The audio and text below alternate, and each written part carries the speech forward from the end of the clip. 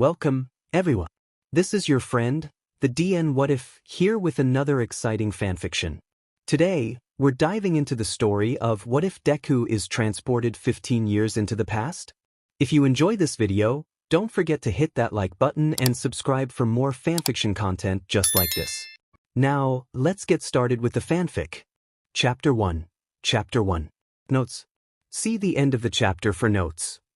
Midoriya, at some point along the line, has started to believe it when other people tell him that he must have a villain magnet quirk. He isn't sure what other option there is for this number of villain attacks centered around him. It started when it was Midoriya's turn for the grocery run. The dorm system has been in place for a few months at this point, and everything has settled nicely. The students make their own breakfast and lunches, and the class rotates on who cooks dinner for the rest of the dorm. While it was supposed to be spread evenly, they find through trial and error that there are only a handful of people in 1A whose food is edible, and the schedule is remade accordingly. Bakugo ends up cooking the most often, and is the most likely to ignore the schedule entirely, frequently being heard yelling that he doesn't trust other people in his kitchen.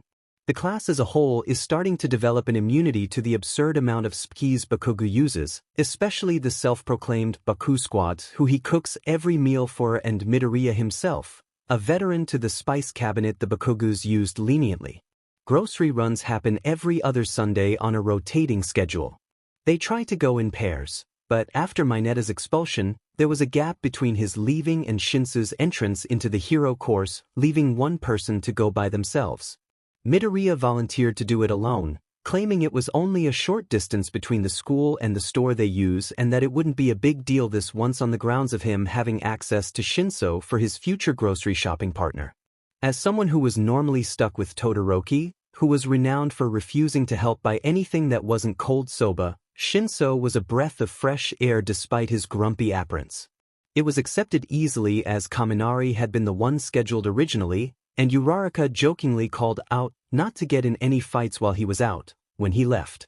They should have known that they jinxed it.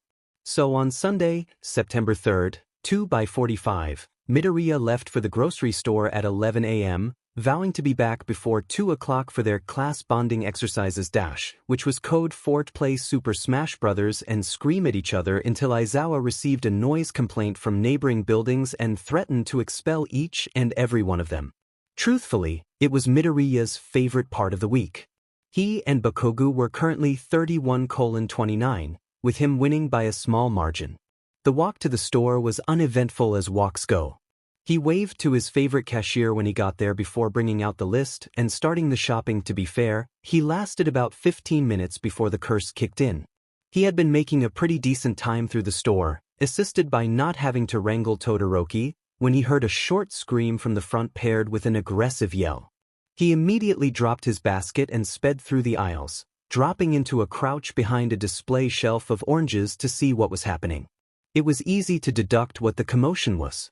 An assumed robbery gone wrong, with a tall, lanky man holding a shaking gun to the cashier's forehead and a homely man with scraggly hair and a patchy beard holding a young girl by the scruff of her neck.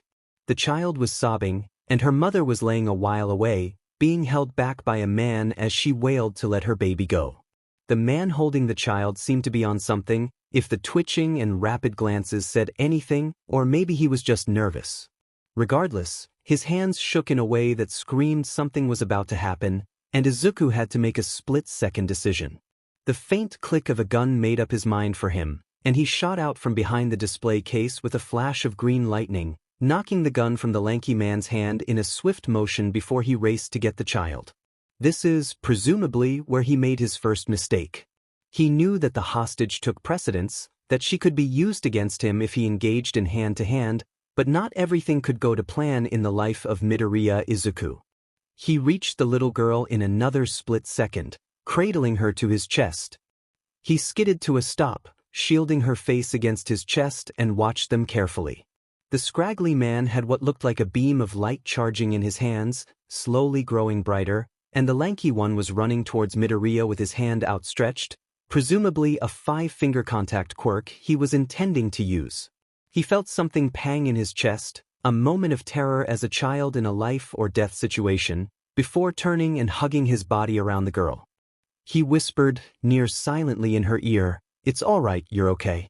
You did so well, and prayed that would be enough to comfort her in the moment. The second the last word left his mouth, he saw her eyes start to glow a faint golden color, her tears streaming liquid gold down her face.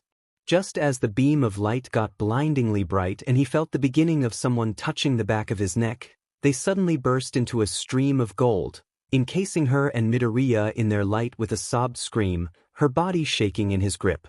If you were to ask Class 1A what happened to Midoriya Izuku, they would look away and shrug.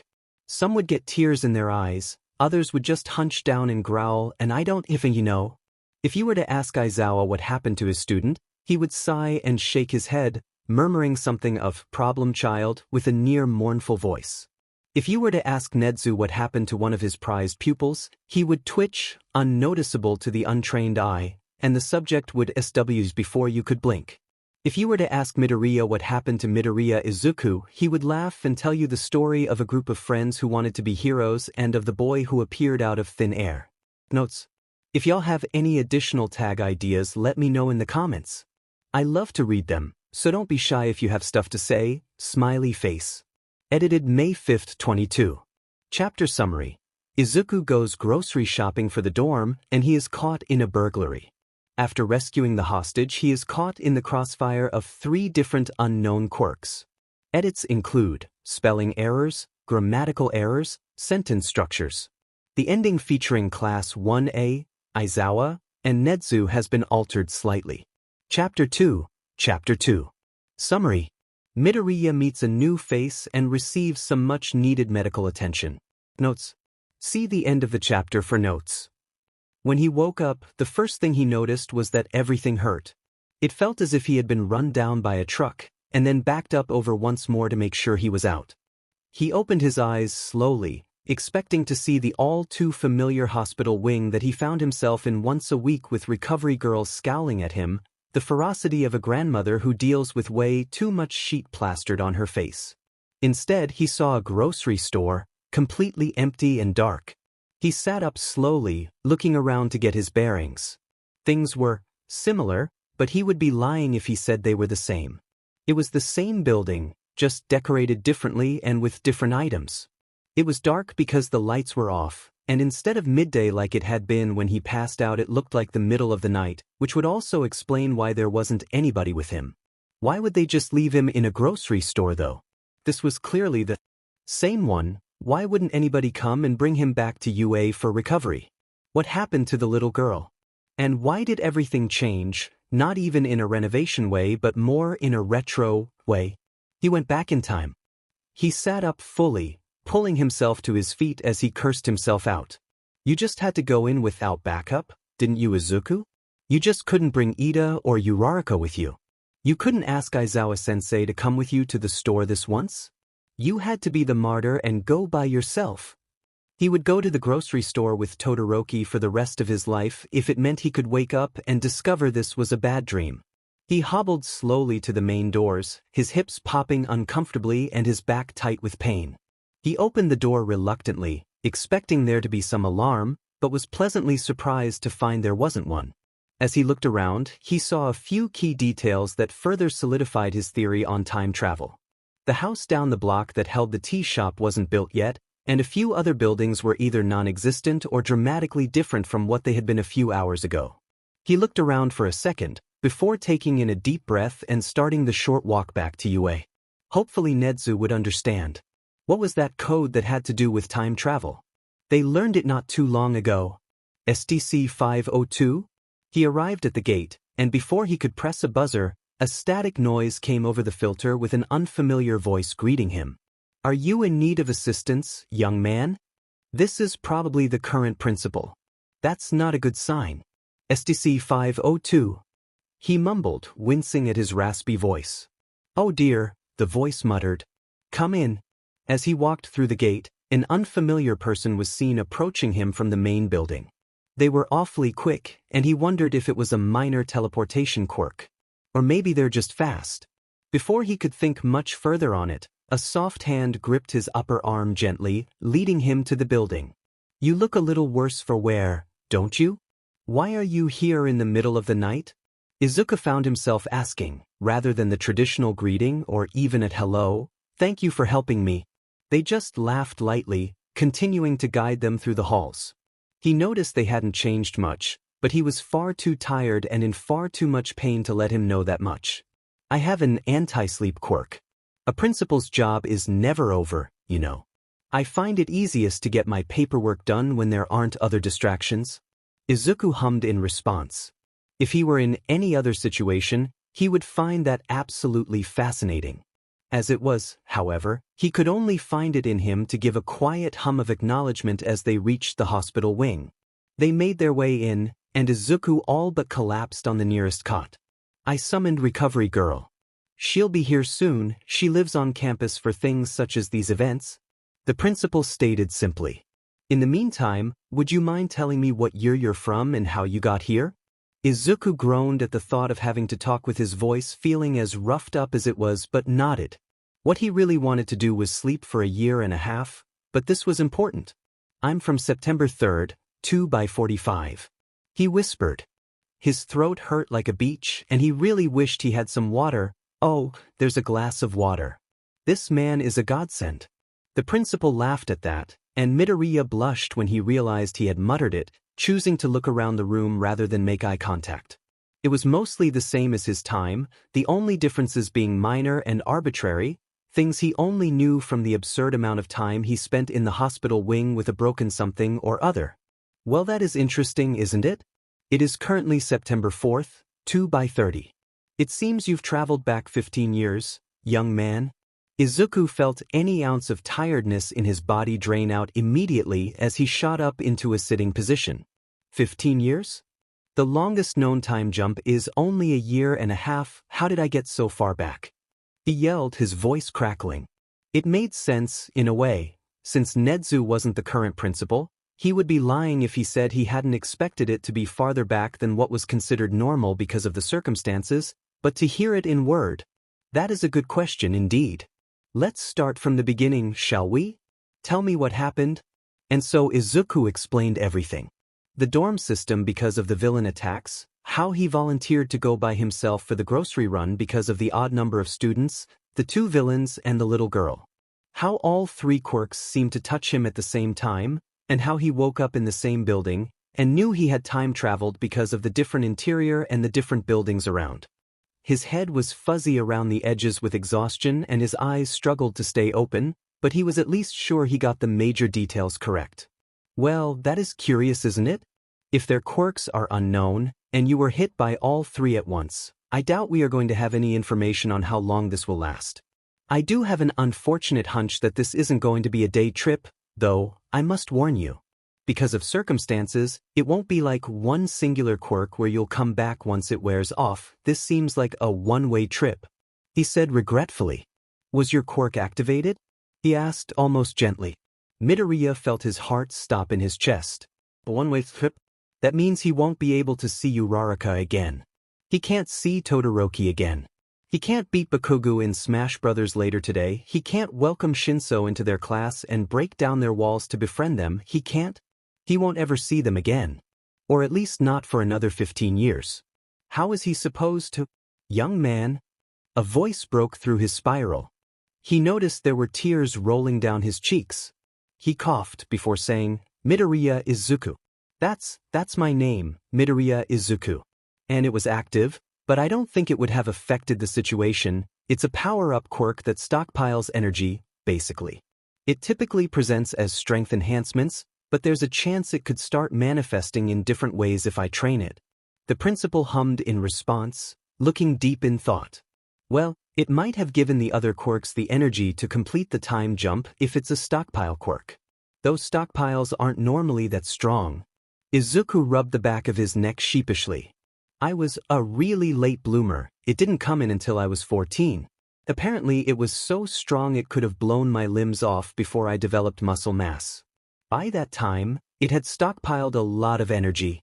The principal nodded, looking a little skeptical but not questioning it further. They lapsed into a silence, and Izuku took that time to look the man over to see if he recognized him from any hero research. He was tall and thin, with deep black hair braided back from his face, ending somewhere on his upper back. He had dark black eyes, and white rings around his pupil that looked like tree trunk lines. He had deep eye bags under his eyes, presumably because of his quirk, and was clean-shaven with light freckles on his nose and a mole under his right eye. He was wearing a long black robe, neat white strips of fabric tying around his chest in an intricate design, and had a white cloak draped over his shoulders, breaking up his overall sophisticated look, however, were the pink bunny slippers adorned on his feet, worn from use with little smiles and fluffy cotton tails. He overall looked completely unfamiliar, and Izuku found himself wondering just who this man was and how he was so unknown. If he had an anti-sleep quirk, it would make sense for him to be an underground hero, but even then Izuku had never seen him on any of his forums he browsed. Maybe.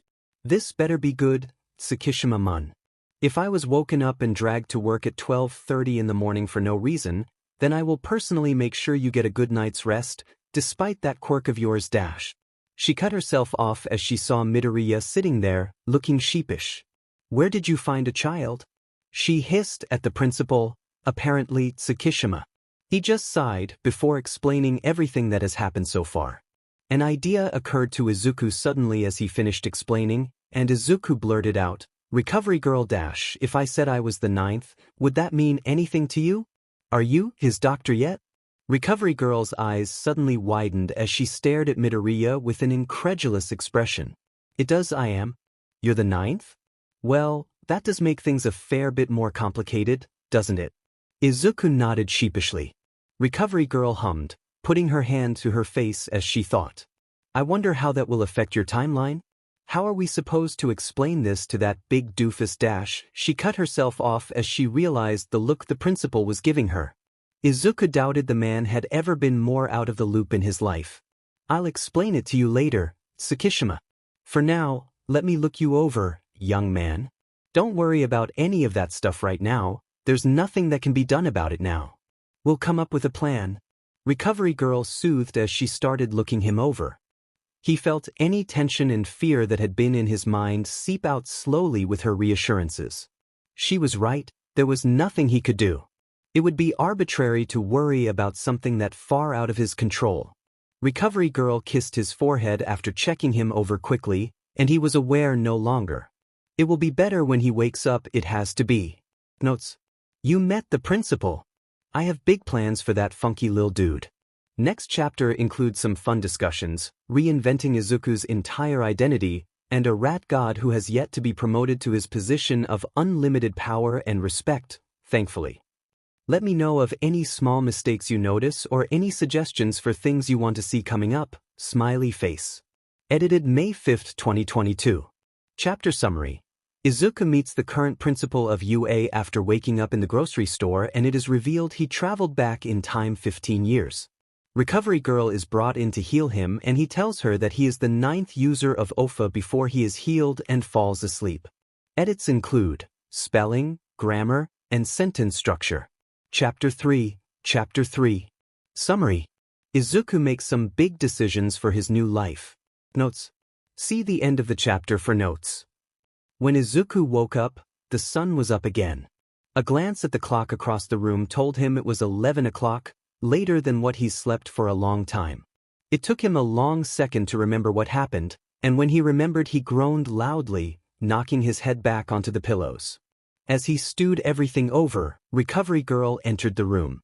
When she saw he was awake, she immediately made a beeline towards him, tapping the ground with her cane in a rapid pace. For someone so small, she did move rather quickly. "Oh, you're awake. The principal has been caught up on the situation regarding your quirk, so you don't have to worry about him. Your homeroom teacher is in the loop as well." She started out, immediately clearing up any worries he had. Izuku sighed quietly from relief at not having to explain the concept of an inherited quirk to either adult.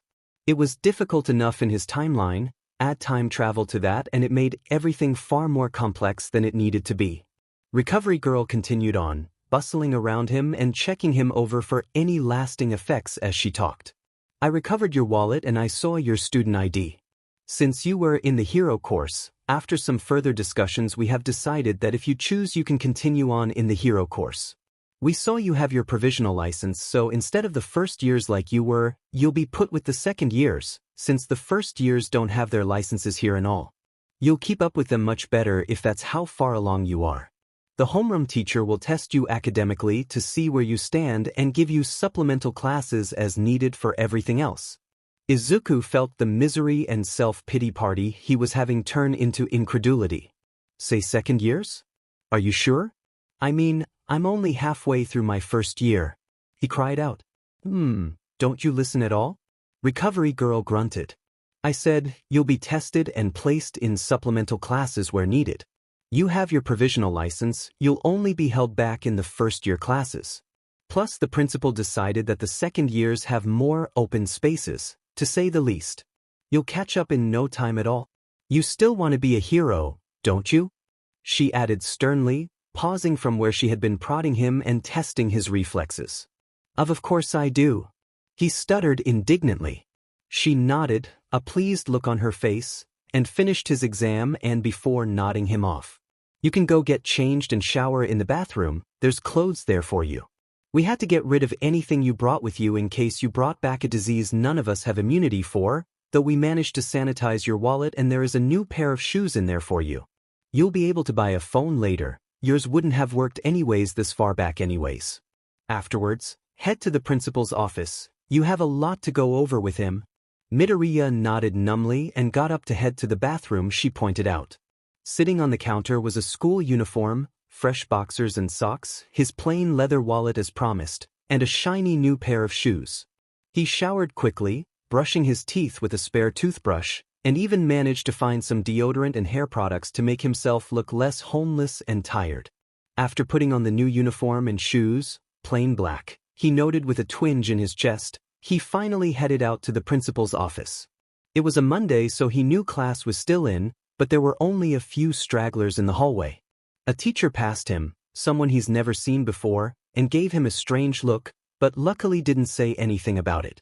When he reached the principal's office, for a split second he thought the doors would open automatically like they did when you visit Nedzu before he remembered it wasn't Nedzu, it was Tsukishima. He knocked, ignoring the strange sense of disappointment at the new reminder, and a voice called out for him to come in. Tsukishima's office was nothing like Nedzu's. Where his was a basic principal's office, classic Japanese-styled, Tsukishima's was more of a personal living room. The brown leather couch was replaced by a white, plush love seat with two other matching chairs scattered across the office as well as a yellow beanbag chair. There was an eclectic collection of multicolored pillows on almost every surface, and several different patterned rugs overlapping each other to cover what Izuku knew to be plain brown hardwood. The big desk was the same, but instead of being neatly organized with an overly large chair, it was an absolute mess of papers, pens with tassels on the ends, and bobbleheads, the plain chair being replaced by a large, yellow chair that oddly resembled an egg yolk. There was a hammock in the back corner, and most prominently, there were plants absolutely everywhere. Books were still littered across the bookshelves, but instead of being worrying titles that had to do with world domination and taking down society, there was old and new literature, titles in both Japanese, English, and surprisingly, German. Overall, Izuku found it was much less of an intimidating space than what he had expected. Tsukishima looked up from his pages of work sitting in front of him, curled up in his egg chair. Midoriya. Welcome. I'm sure you're off-put by the office, as most are when they first arrive. I find it easier to stay here the majority of the time rather than just bringing my work to a different location I won't use anyways, so I made the office much more homey. I find it peaceful, don't you think? Midoriya nodded silently. This man was nothing like he has ever met before, and he can't tell how to feel about it. Well, let's get straight into the swing of things then, shall we? Basically, because you have your provisional license, we've decided to place you with Class 2A. There are 11 other students, so you'll make the 12th. You'll be taking an all-encompassing test tomorrow to see where you're at and if you'll need any extra classes to catch up, but no worries if you do. Midoriya nodded along again, so he continued on his spiel. We can't inform the commission that you're a time traveler, I'm sure you know why. They can't have that kind of power, it would be awful for you and everybody else. So we need to come up with a backstory for you. The teachers that you'll be working with directly will be informed, and you have complete control if you choose to tell anybody else if you make friends, But for the most part you can't just say you're from 2 by 45. Any ideas? Midoriya shook his head quietly. It was easier to let Tsukishima do all the talking. He seemed to have a plan. He was much like Nedzu in the sense that his questions were less so questions and more so acknowledgments of the other's existence. Great. We'll be going with the basic cover that you're in witness protection because of an accident that killed your parents. You're now a ward of UA, so you'll be living on campus in the teachers' dorms, and you can tell people that. If anybody presses for information, just say it's confidential because of the circumstances surrounding their death. He sounded very cheerful despite the worrisome words leaving his mouth, and it gave Izuku a bit of whiplash listening to him speak. He was strangely cheerful about all this. Izuku nodded again, regardless of the multitude of big feelings. You'll also need a new name. I know that might be difficult, but we have no idea how you being here will affect things, and if I'm correct you should be being born within the next year if you haven't been already. It would be a bit obvious if there were 2 Midoriya Izukus running around. Midoriya paused to think. He's always wondered what he would want to be named if it wasn't Midoriya. Maybe Yagi Izuku? A blush spread across his cheeks just saying it, but it felt right. If he could never see his mentor again, at least not in the same light as before, the least he could do is honor him with his last name.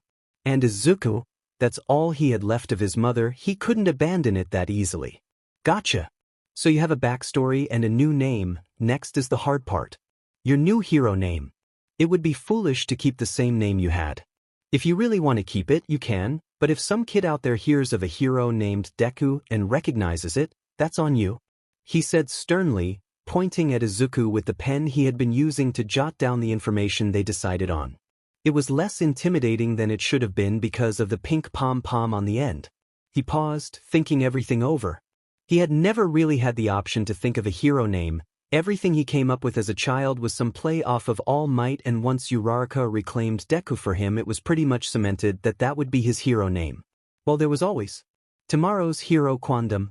Tsukishima paused, pen hovering above the paper. Quandam. Pretty on the nose, isn't it? Izuku smiled, though it was more so a grimace than anything. I don't fit, I might as well embrace it. Tsukishima nodded, his lips twitching down slightly at his explanation, almost in pity. Well, now it's on to the less fun parts. We have a lot of paperwork to draft up. I have some connections to get everything done, but we need to craft you a whole new identity. 2.5 hours later, Izuku's hand was cramped from holding a pen for so long, and there were so many applications and different paperwork spread around them that Izuku couldn't tell what was what. Tsukishima nodded finally, putting his pen down, and stating, and that's it. The paperwork is over. I'll get this expedited. You'll be legally Yagi Izuku, born July 15th, 2 by 15 by the end of the week. I'll get you a BRTH certificate with fake names on it for the parents, an ID, a student card, and your new provisional license as soon as I have them. We'll have your quirk registered as stockpile. If someone asks what it means, just tell them that you're stockpiling your own energy rather than predecessors through One for All. Sound good? Izuku nodded, yawning slightly. He glanced down at his watch, before adding on, your new homeroom teacher will be in soon. You can go ahead and rest on whatever you want until then. I know things have been draining this past day. And wasn't that the understatement of the century? Izuku woke up yesterday morning with life as normal, and now he's 15 years in the past with a different name, no friends, and no family. The grief hasn't struck him yet, but he knows it will soon. For now, he'll nap, and wait to meet his new teacher. He wondered faintly if they would be anything like Aizawa-sensei, but didn't have time to think further before he collapsed in the hammock, out like a light before his head fully hit the net. Notes. Edited May 5, 2022. Chapter Summary. Izuku meets the principal and drafts his new identity. Edits include spelling, grammar, sentence structure. Izuku's hero name has changed from Neos to Quandam. Chapter 4. Chapter 4. Summary. Izuku changes up his appearance as promised and meets a familiar face. TW meltdown / panic attack. Hurts / comfort kicks in here. Notes. See the end of the chapter for notes. He woke up from his nap to voices. When he had fallen asleep it was just him and the principal, so this must be his new homeroom teacher. He opened his eyes to look around, only to see Nedzu? He stared for a minute, his mind still waking up, before he suddenly groaned miserably as the realization that Nezu was going to be his homeroom teacher. They both turned and looked at him at the noise, and as Izuku turned into a strawberry, Nezu laughed cheerfully. "I take it that you know me?" he asked, a joyful glint in his eyes. "Why, yeah, I do. You were the principal of UA in my time." He stuttered out, recovering from the embarrassment of slipping up like that. Nezu's eyes turned on a manic gleam, one Izuku knew all too well, and he and Tsukishima cringed at the same time at the memory/thought of him with that much power. Tsukishima shuddered a bit, before quickly changing the topic. "Well, I have a visitor that should be arriving any minute now that will be able to help you out with some further details. She works with witness protection. Her quirk allows her to alter someone's physical appearance as long as she can picture it in her head." A knock at the door interrupted him, and he smiled slightly. "Speak of the devil, and she shall arrive. Come in." A woman, incredibly tall with dark brown hair tied back in a tight bun at the top of her neck, entered. She was wearing a basic black pencil skirt and white blouse with a black blazer over top, and she looked stern, though there was a soft edge to her face when she made eye contact with Izuku. "This is the boy? Time skip, am I right?" Tsukishima nodded, leaning back in his egg chair. "That's him. You two can talk it over, change him up a little, and then we can discuss everything else when Nezu and him leave for the dorms." Izuku was curious as to what they would be discussing, but he figured it wasn't his business if he wasn't involved in the conversation. He's sure he'll be informed if it's important. The woman turned towards him and had a slight smile on her face as she sat in the chair in front of Izuku. "So, is there anything specific you would want?" "Generally, things I can change are height, hair color, eye color, and any marks that would give you away, such as any special moles or scars." Izuku hesitated, thinking it over. He's never thought about what he wanted to look like. He was just him. Though being taller did sound nice. My biological dad had white hair, so maybe that? And maybe longer too, like shoulder length? And a few inches taller would be nice, for sure. Of course, and for your eye color? Do you want any of these scars gone? Izuku paused. His scars reminded him of where he came from. Reminds him of his fight with Todoroki, of his battle against Muscular, of saving Koda and Eri. He couldn't imagine being who he is without them, so he shook his head. "No, I'd like to keep the scars. Plus, to be honest with you, I would probably end up getting similar ones anyways. My quirk is a little strong. And any colored eyes will work, I'm not picky. Maybe gray?" She nodded. "Gray it is. Take a few deep breaths for me, give me your hand, and I'll get started. It'll feel a little weird, and you'll get some sharp growing pains from the height being added, but it won't be excruciating." Izuku nodded and started familiar breathing exercises, stretching his hand forward for the woman to take. Sure enough, a few seconds after she made contact with him, his lower back, hips, and knees started aching with sharp, radiating pain, though it wasn't severe at all. His head felt tingly, and his eyes burned a little, like he had cried for too long or had a bout of dry eye. It wasn't painful, just a bit unpleasant, but after a few long moments it was over. When he opened his eyes, she was smiling at him, a little broader than before, and was looking all over his face, head, and legs, which he noticed were now resting comfortably against the floor rather than dangling slightly above it. She nodded finally, deeming him appropriately changed, and stood up, holding her hand out for him to grab. He wondered why until he accepted it, and as he stood, his entire body started swaying to the left. Tsukishima snorted quietly from behind his desk, and the lady cracked a small smile. "Vertigo. It'll get better in a few hours, just don't go hopping between buildings until then. He's all yours, Nezu." Tsukishima nodded at Izuku. "I guess it's time to show you where you'll be staying. You'll take the comprehension test tomorrow morning, and join the hero course in the afternoon. There are 2 other wards of UA, so he'll introduce you, show you where you'll stay, and then leave you to your devices. There's a credit card funded by UA on your dining room table, as the apartment is very bare, so you'll be able to buy whatever decorations, furniture, and clothes you need or want online. Don't worry about costs, the commission funds it because of the law to do with wards, and I love spending their money. In fact, spend as much as you can." Tsukishima added, a glint in his eye that Midoriya recognized from his time in Aizawa's class. He immediately decided Nezu was less threatening with the way this conversation was heading and scampered after him to head to the dorm building. The walk was quiet, but not awkward. Midoriya was busy in his head, and Nezu quietly reflected on this strange boy and what class would be like with him involved. He was rather excited at the new unknown variable. As they reached the dorm, they heard faint crashing from inside, and Nezu sighed almost inaudibly. "You're about to meet your fellow wards. One of them is a little much, but the other is very reserved. You would think they balanced each other out." Nezu just sighed again, exhausted already, before opening the door up to reveal a very disheveled room. Presumably, the first ward he would stay with was a tall girl with long dark green hair, leaves sprouting out of her roots among the curls, and pale green skin. She was wearing a dark brown jumpsuit tied around her waist, and an even darker brown tank top. She was standing on a table while screaming, hopping back and forth like some sort of tap dance. On the floor, the reason for her panic jumping, there was a figure with dark black hair swatting at an overly large cockroach with a broom. "He looks familiar. Aizawa," he muttered, only Nezu hearing him. Nezu gave him a knowing look, but before they could step into the room the girl noticed them. "Nezu-sensei. New boy. Get it dash." Aizawa was still slamming the broom on the ground with surprising force, his face a little pale as it skittered around him. It touched his shoe and fluttered its wings threateningly, and he immediately gave up, joining the girl on the table and looking expectantly at the two in the doorway. Nezu laughed before coming up and catching the bug easily with a cup. He picked it up and brought it outside, and Izuku watched as the girl practically melted in relief. "My savior," she sighed. Aizawa huffed in distaste, before crawling off the table and fully noticing Izuku. "Who's new kid?"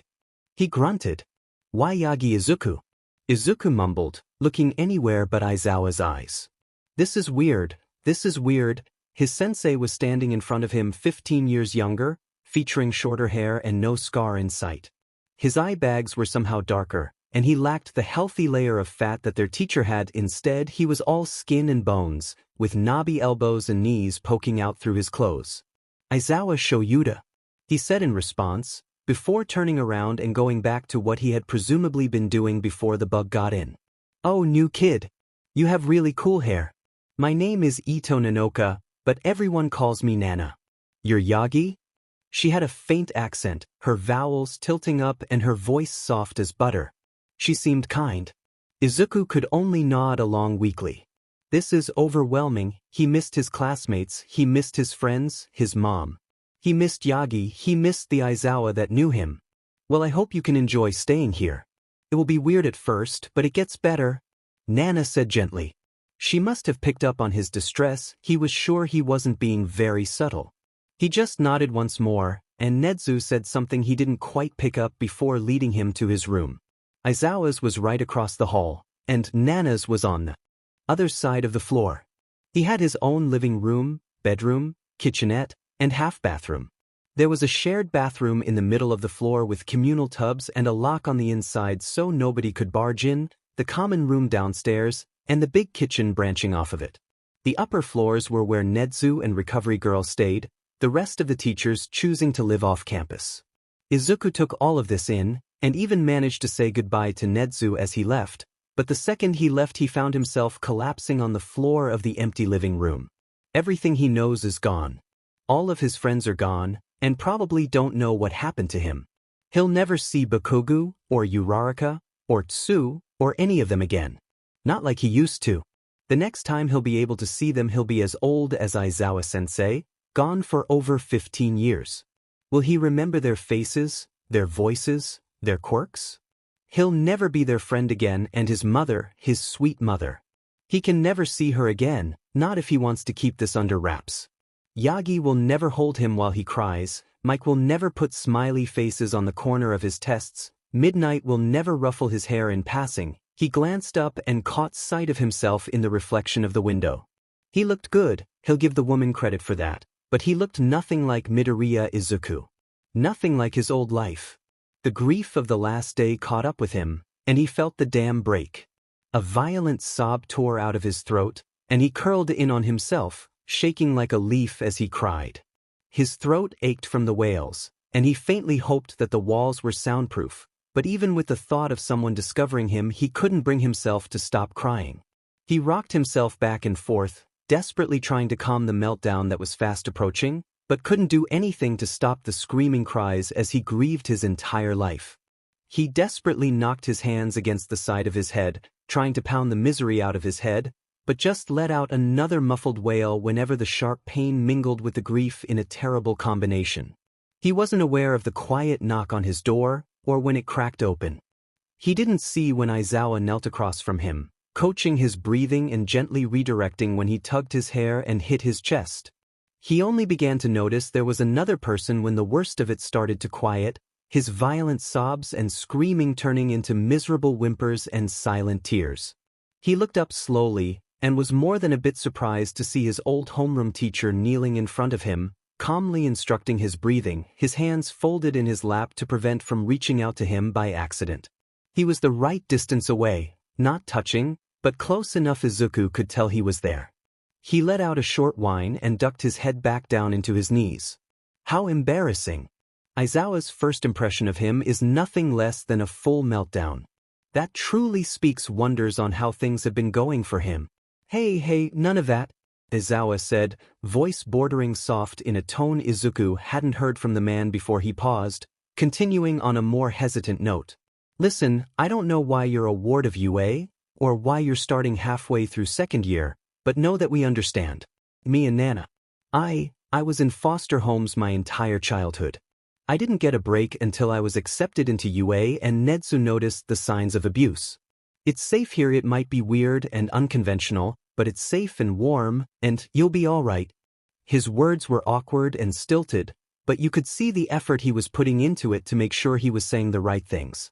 Izuku felt a warm spot replace a large part of the terrifying cold emptiness that had been there the past few hours. Izuku sniffed again, before looking back up to Aizawa. He opened his mouth to speak, but his voice got caught in his throat. He furrowed his eyebrows in frustration at his lack of functioning vocal cords, but Aizawa noticed and added, "Do you sign? Would that be easier?" Izuku nodded, relieved. "Sorry. Didn't mean to. It's all just so much." Aizawa nodded in sympathy. "It's all right. Don't be afraid to ask for help. I'm not the best with emotions, but there are some other kids in our class who will be able to help more. Tomorrow, you can sit with us at lunch if you want. They're kind of loud, but they're harmless. Just like Nana, she's loud and mouthy, but she's harmless and could never hurt a fly," Aizawa said, a gentle look on his face as he thought about his apparent friends.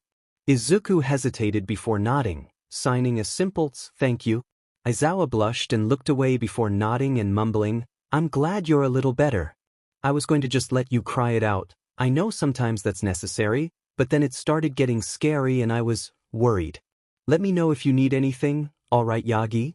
Izuku nodded again, and gave Aizawa a small smile as he got up to leave.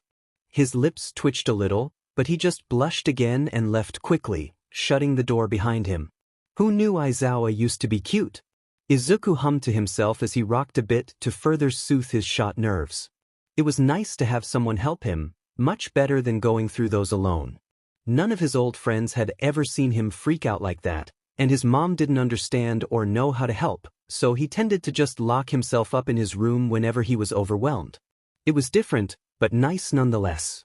Aizawa was rough around the edges, but he was kind. It was something he already knew from the peeks into his personal life that showed through his teaching persona, but seeing it up close was different. As Izuku went to bed that night, exhausted and over everything, he didn't feel as miserable as he did before.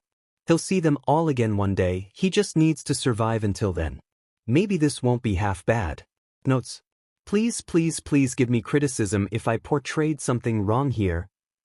I am in the process of being evaluated for autism myself, but I do not have an official diagnosis and do not want to get something wrong or step on someone's toes.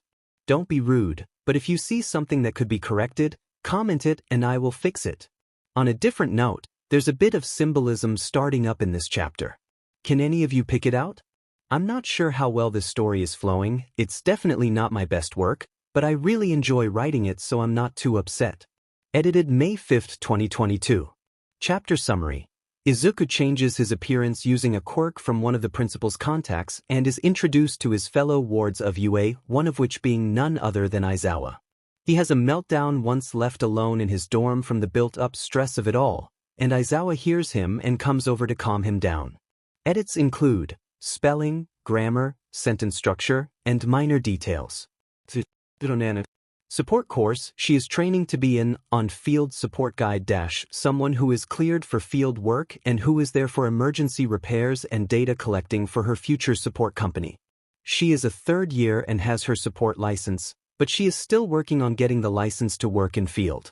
She trains under other support guides and occasionally heroes for defense training. Quirk. Photosynthesis. Her quirk is a mutation of her cells that gives her chloroplast, similar to a plant though hers are slightly mutated. It gives her skin a pale green appearance and allows her to grow small leaves and vines from her hair. Her quirk allows her to perform photosynthesis rather than eat traditional food or sleep, though she typically chooses to eat at least 1 or 2 meals a day to support herself. She rarely sleeps. She is often found laying in sunny spots and sitting in the quad to recharge, almost always with her latest project spread out in front of her. During the winter months when there is less sun, she tends to eat more than average and take more power naps to make up for the lack of sun she receives. Her vines typically wilt and her skin takes on a more brown appearance. These are when she's at her weakest physically and is more emotionally vulnerable than usual. Nana is a ward of UA and has been since her second year, when her mother died from collateral damage from a hero fight. She was devastated for a short while before she determined to just sink her energy and grief into her work. Since then she has reached the top 3 students in her class and the top 5 in her grade. She is one of the quickest evolving students due to her ability to go longer PRDS without resting. She cares for Aizawa like a little brother and takes care of him, despite his protests and grumpy nature. Chapter 5. Chapter 5. Summary. Izuku's first day. Some familiar faces. Notes. I'm sorry for the late update TWD. I've been in an episode lately and struggled to edit the chapters one had written. There will be more soon, I promise. See the end of the chapter for more notes. The next morning, he woke up earlier than what he wanted. The extra sleep from the day before plus falling asleep so early last night unfortunately meant waking up at 4 instead of his healthy 6. He laid still for a moment, wallowing over the unfortunate string of events he's gone through, before deciding it was as good a time as any to do some online shopping for his new dorm apartment. Just as the principal had mentioned, there was a standard laptop with an innocent-looking credit card sitting next to it on the table in the kitchen. Glancing around the apartment, he noticed that Tsukishima was right when he said it was bare bones. The living room was an open concept with a panel of windows sitting on the wall facing the door, a perfect view of the forest being overlooked. The floors were dark oak and seemed slightly worn from time, and the walls were a clean, pristine white. To the left, there was an open kitchenette with a sink, fridge, oven, and microwave, all stainless steel and relatively new-looking. A small, 2-person table was set neatly against the front wall in the kitchen, where the laptop and credit card was. To the right of the living room, there was a wall with 2 doors. The closest to the door was the half-bath, looking almost identical to the one he had in the student dorms. The final door on the left was his bedroom. It had the same dark oak floors as the rest of the house, with the same white walls as well. It featured a standard full-sized bed with provided UA sheets, not exactly the softest material but tolerable. It didn't have any other furniture in the room besides that, but it had a large glass door with a balcony leading outside on the back wall. The balcony was the same as it had been in the student dorms, and Izuku felt a flash of nostalgia at the sudden prominent memory of Aoyama leaving him a mildly threatening cheese platter. Izuku sighed as he stretched out before sitting down at the table and getting to work. He's never had to decorate a house before, his mom always did all of that, but he's sure he can figure out the necessities and take it from there. His first goal was to go to a website that sold phones. He told himself if he wanted to make any friends, he would need to be able to keep in contact with them. Picking out one of the newer, for this time at least, models of his favorite brand, he picked same-day DLVRY and submitted it immediately. He wasn't shy to admit he was a product of his generation. Moving to some of the more basic items, he found all of his usual hygiene products plus a few to account for his new hairstyle and picked out basic kitchen utensils, pots and pans, and dishware to get it over with. It was easy to find things he knew he used on a daily basis, and it took him almost no time at all to pick out all of the basic apartment accessories he would need and some electronics that caught his eye. Moving on to the larger pieces of furniture, he found a large, green couch and a few neutral-colored bean bags to scatter around the living room, as well as a multitude of pillows to pile on the couch, chairs, bed, and floor. There was a basic hanging cocoon chair advertised for pressure therapy, and he debated for no less than a minute before determining that it wouldn't hurt to try it out and added it to his cart. For his bedroom, he picked out some basic cotton sheets he knew had a good texture paired with a soft-looking comforter, as well as a matching set of furniture with a headboard, desk, dresser, and nightstand, all a dark stain that would match the floors relatively well. He added a desk chair, reminiscent of the one in Sakishima's office except for the dark green color it featured. It just looked so comfy that when he saw it he couldn't help himself, a large dark-colored rug, and some fun accessories for his room and was ready to check out until he saw the hero merchandise section. It wasn't a large selection, but he added a few All Might posters and a figurine that looked like the one he had as a kid, as well as a keychain for his bag.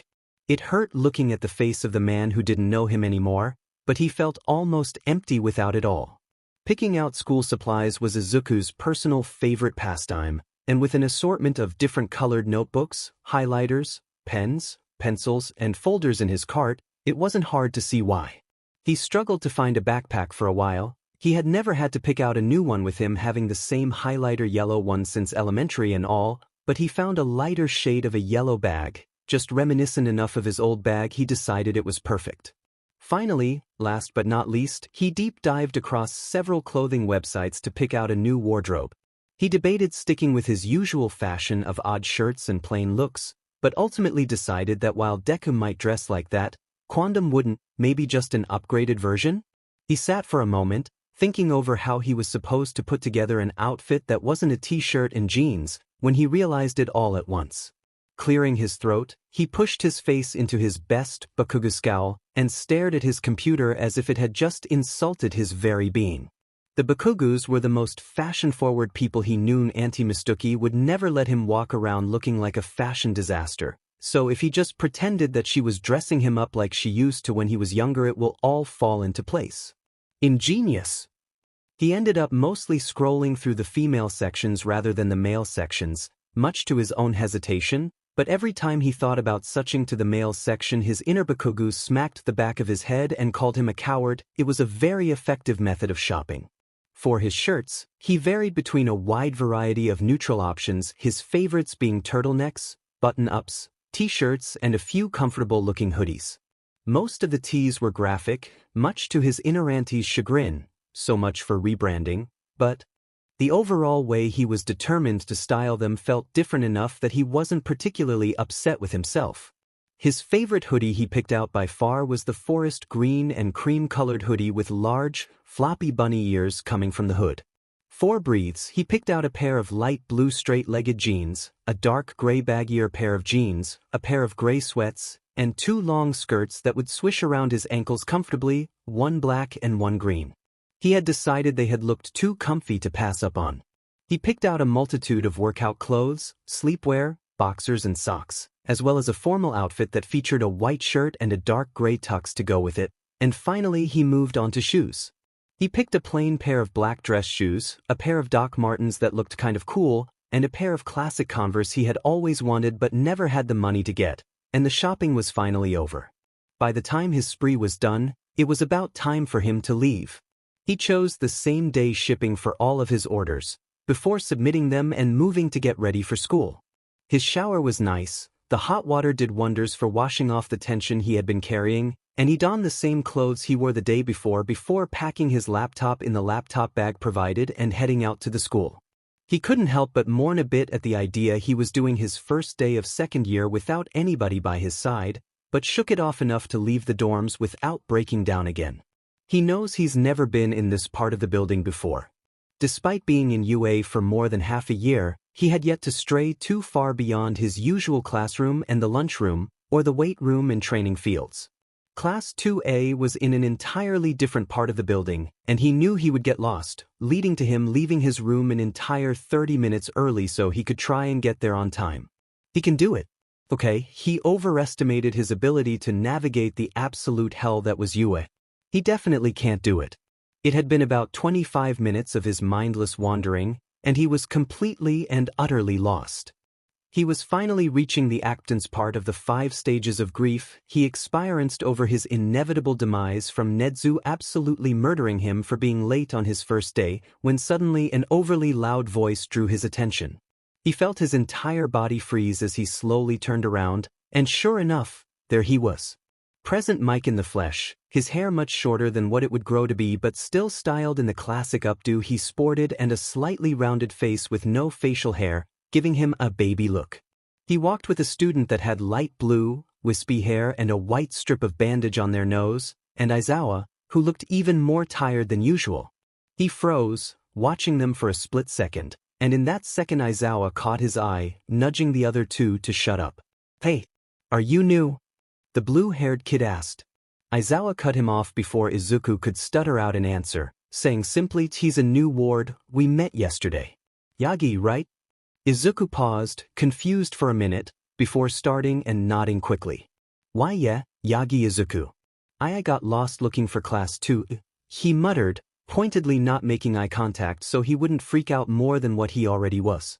Baby present Mike suddenly got excited, bouncing up and down a little before all bling, "Hey, that's our class 2. Follow us, Yagi will lead you there." Izuku smiled a little before nodding, and tailed behind their group like a lost duckling as the blue-haired kid continued what he had been saying. Aizawa lagged behind the others, choosing to stand beside Izuku. "That's Yamada.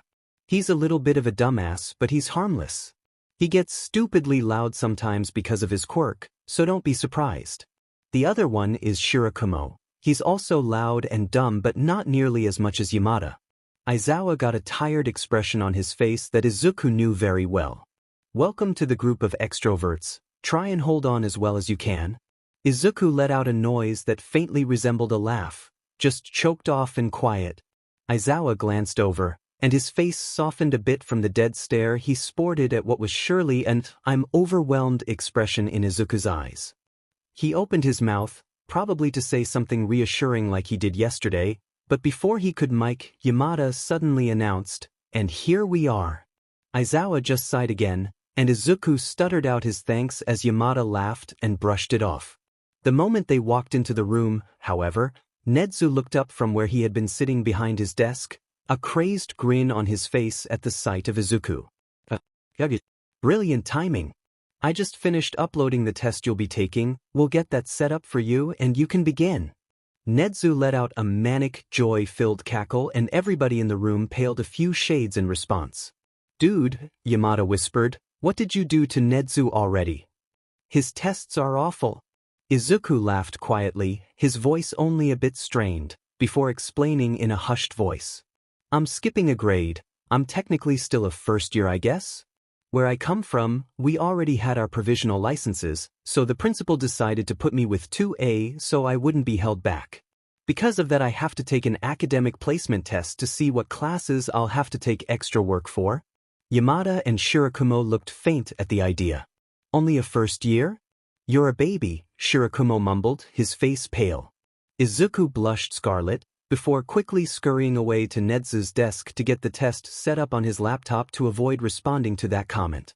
Because class would still be happening in the same room, Izuku was allowed to wear headphones connected to his laptop that would play a simple study track. He was informed he would have until lunch to complete as much of it as he could, but not to stress if he couldn't finish it all or skipped a few questions. As the first bell rang, Izuku took off. The majority of it was pretty easy, like science, quirk theory, and English. He struggled more with literature, since he hadn't had the time to complete all of the books that the rest of them did, and math was about as he remembered.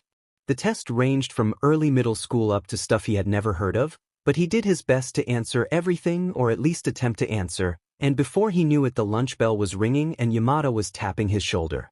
"Dude, watching you take that test was insane," Yamada said while Izuku submitted it and packed the laptop into his bag. Your fingers were moving so fast, and every once in a while you would start muttering real quiet and fast. Nobody could make out a single word of what you were saying. Izuku laughed sheepishly and rubbed the back of his neck. Sorry. I know that was probably distracting. Everybody always yells at me to knock it off when I do that. Sometimes my brain just moves so fast I end up saying it aloud, you know? Yamada and Shirakumo got a bewildered expression on their faces, and Aizawa just stared flatly at Izuku that somehow conveyed, "Are you serious?" perfectly, something he recognized from his homeroom's endeavors.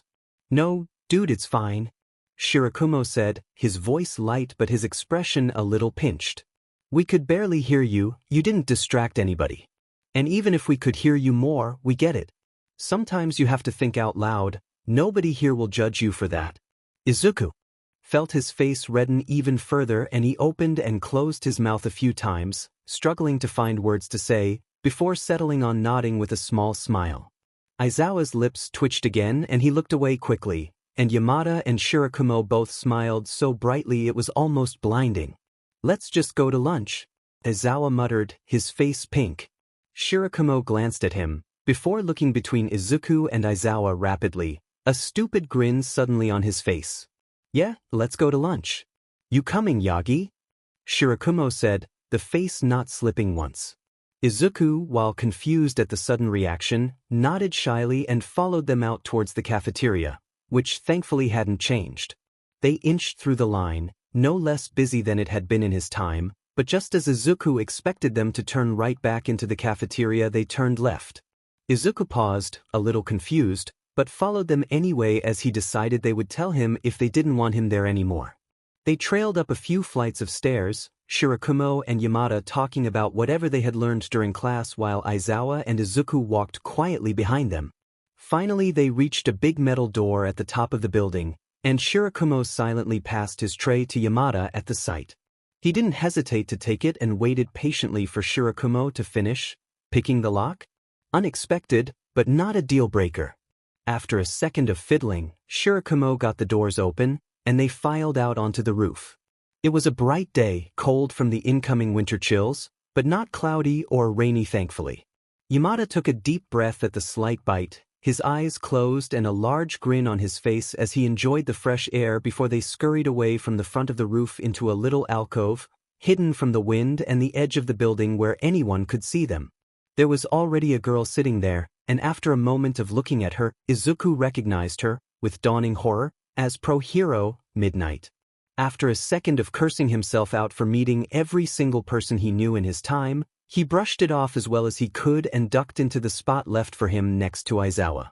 As he settled, Midnight suddenly interrupted her loud complaints about how long it took them to stop and stare dead at Izuku.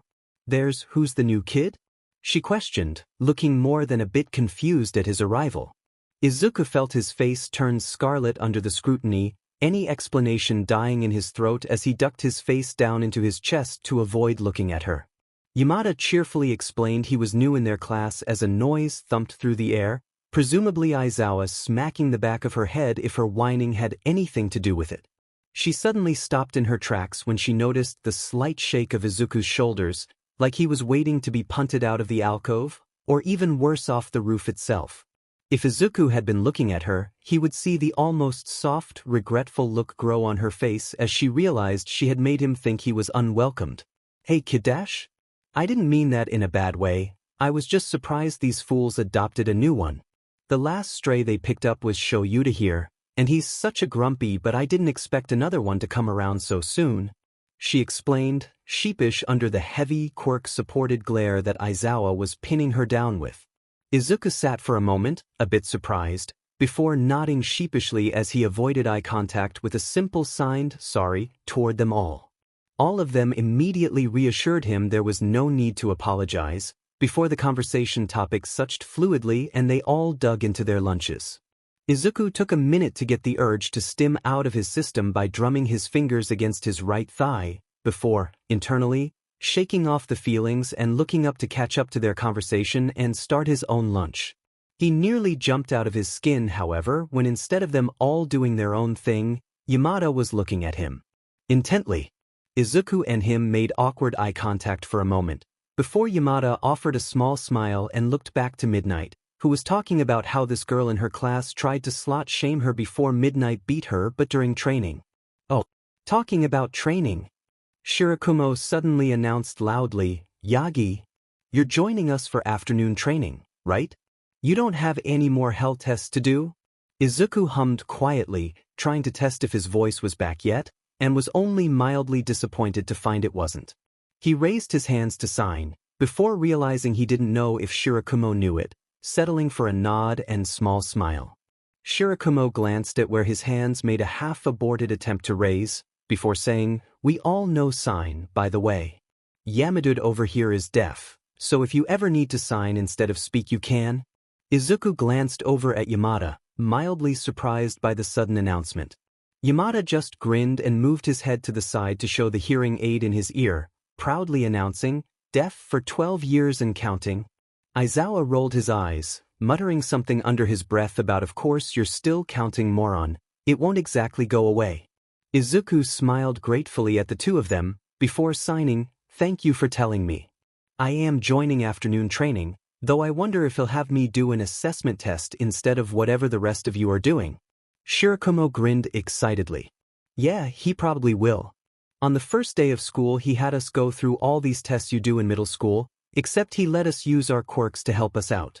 It was super cool, except for the threat of someone going home if they didn't take it seriously enough. That was less cool, more scary." Izuku had to physically restrain himself from laughing aloud. So Aizawa got his dirty first day trick from Nedzu? He somehow wasn't surprised by this revelation. Aizawa grumbled under his breath a little before muttering, "It's great for everybody with an offensive quirk. Anybody who doesn't have a powerful, heroic quirk is just doing quirkless assessment tests like always." Yamada and Shirakumo both groaned at the same time. This was clearly a recurring topic, which was absolutely hilarious to Izuku, who knew for absolute fact Aizawa adopts the very strategy that he apparently hates so much. "What is your quirk, by the way?" "Mine's voice. I can be super loud basically. Oboro here can make clouds, and Sho can erase other people's quirks when they look at someone." "Don't forget about me," Namuri hissed under her breath. "I can make people fall asleep with a gas I can make from my skin. It works best on straight men and gay women though." She nearly purred, becoming much more like the R-rated hero he remembered. Izuku snorted quietly at the memory before responding. "It's an energy stockpile quirk. It presents as super strength right now, but as I train it, there might be a chance it could manifest in different ways." Yamada grinned, bouncing slightly at the revelation. "That's so super cool, dude. Imagine all the things you could do with that. How does it work?" Izuku felt his throat loosen up at the excitement he showed and the genuine interest on the others' faces, and he couldn't help the smile and slight bounce he did in return as he started to ramble about his quirk. "It is like this massive buildup of energy and power. Whenever I use it, you see these red lines on my arms, and when I channel it through my whole body there's this green lightning. That goes off. I was a pretty late bloomer. There were these weird requirements for it to develop, so by the time it manifested I had stockpiled a bunch of energy for it. I can only use about 20% of it right now. If I use any more it breaks my bones, and I have to switch to using my legs in fights because of the damage it left in my arms, but it's getting better." He stuttered out excitedly. The more he talked, the more he bounced or moved his arms. He completely missed the look Shirakumo was giving Aizawa, who was blushing and avoiding looking directly at Izuku, or the way Yamada had a big grin on his face and appeared as if he couldn't look away. And that's how the rest of the lunch party went. With Yamada or Shirakumo spurring Izuku on his tangents to open him up more, Yamada followed his movements with just as much passion. Aizawa was unable to look at him for more than a few seconds without feeling fire burning on his cheeks, and Shirakumo barely restrained his laughter at Izuku's oblivion of the two boys who were looking at him as if he was carved by the gods themselves. Meanwhile, Midnight, or Kiyama as she informed him, was slowly realizing that the boy with white hair and a blinding grin was off limits by the way he already had Aizawa and Yamada wrapped around his little finger. Nobody really knew it at the time, but the rooftop gang had just gained a new member, and everything would be changed because of it. Notes. Y'all have no idea what's coming. This FIC is anything but light and comforting. At first, it will get fluffy at some point. Ima add that it gets worse before it gets better. Tag BC Ima SDST and enjoy causing everybody suffering love. Also I made a Twitter go peep Well. I posted some Aizawa art I did and will be posting more art as well as about my FIC updates. Edit. You guys seriously have no idea, it just keeps getting worse. Ogre, I will break your souls. It's gonna get so angsty. Hold on to your socks and enjoy the fluff while it lasts. Edited May 6, 2022. Chapter Summary. Izuku rebrands and does some online shopping and has his first day of class with some new faces. Lunch with the rooftop gang, smiley face. Edits include spelling, grammar, sentence structure. His apartment has been changed slightly and his clothing choice has been suched. Chapter 6. Summary. Sparring, bonding and bonding while sparring. Aizawa is gay, Yamada is gay, and Shirakumo is very tired of it. Notes. See the end of the chapter for notes. Izuku was startled out of his current ramble, one on All Might and the foundation that was built around his symbol of peace, by the distant sound of the bell ringing.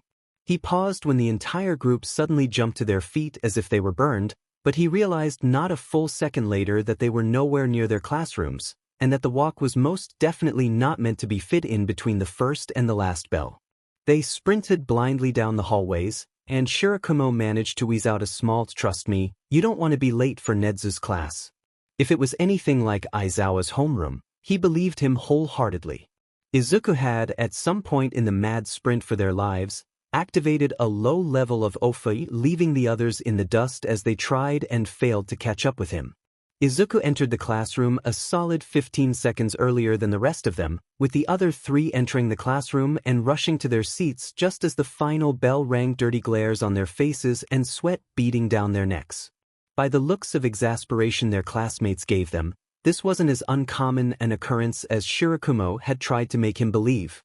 Just as the three of them collapsed, Nedzu popped up from behind the desk. Izuku would have been startled had he not had Aizawa for homeroom, who was particularly fond of popping out of thin air to startle his students into constant vigilance and better spatial awareness. Izuku is starting to pick up a lot of clues on who Aizawa borrowed his teaching skill set from. Just on time. Nedzu laughed, his smile less of a smile and more of a toothy grin. Make sure you get here a little bit before the late bell, all right boys?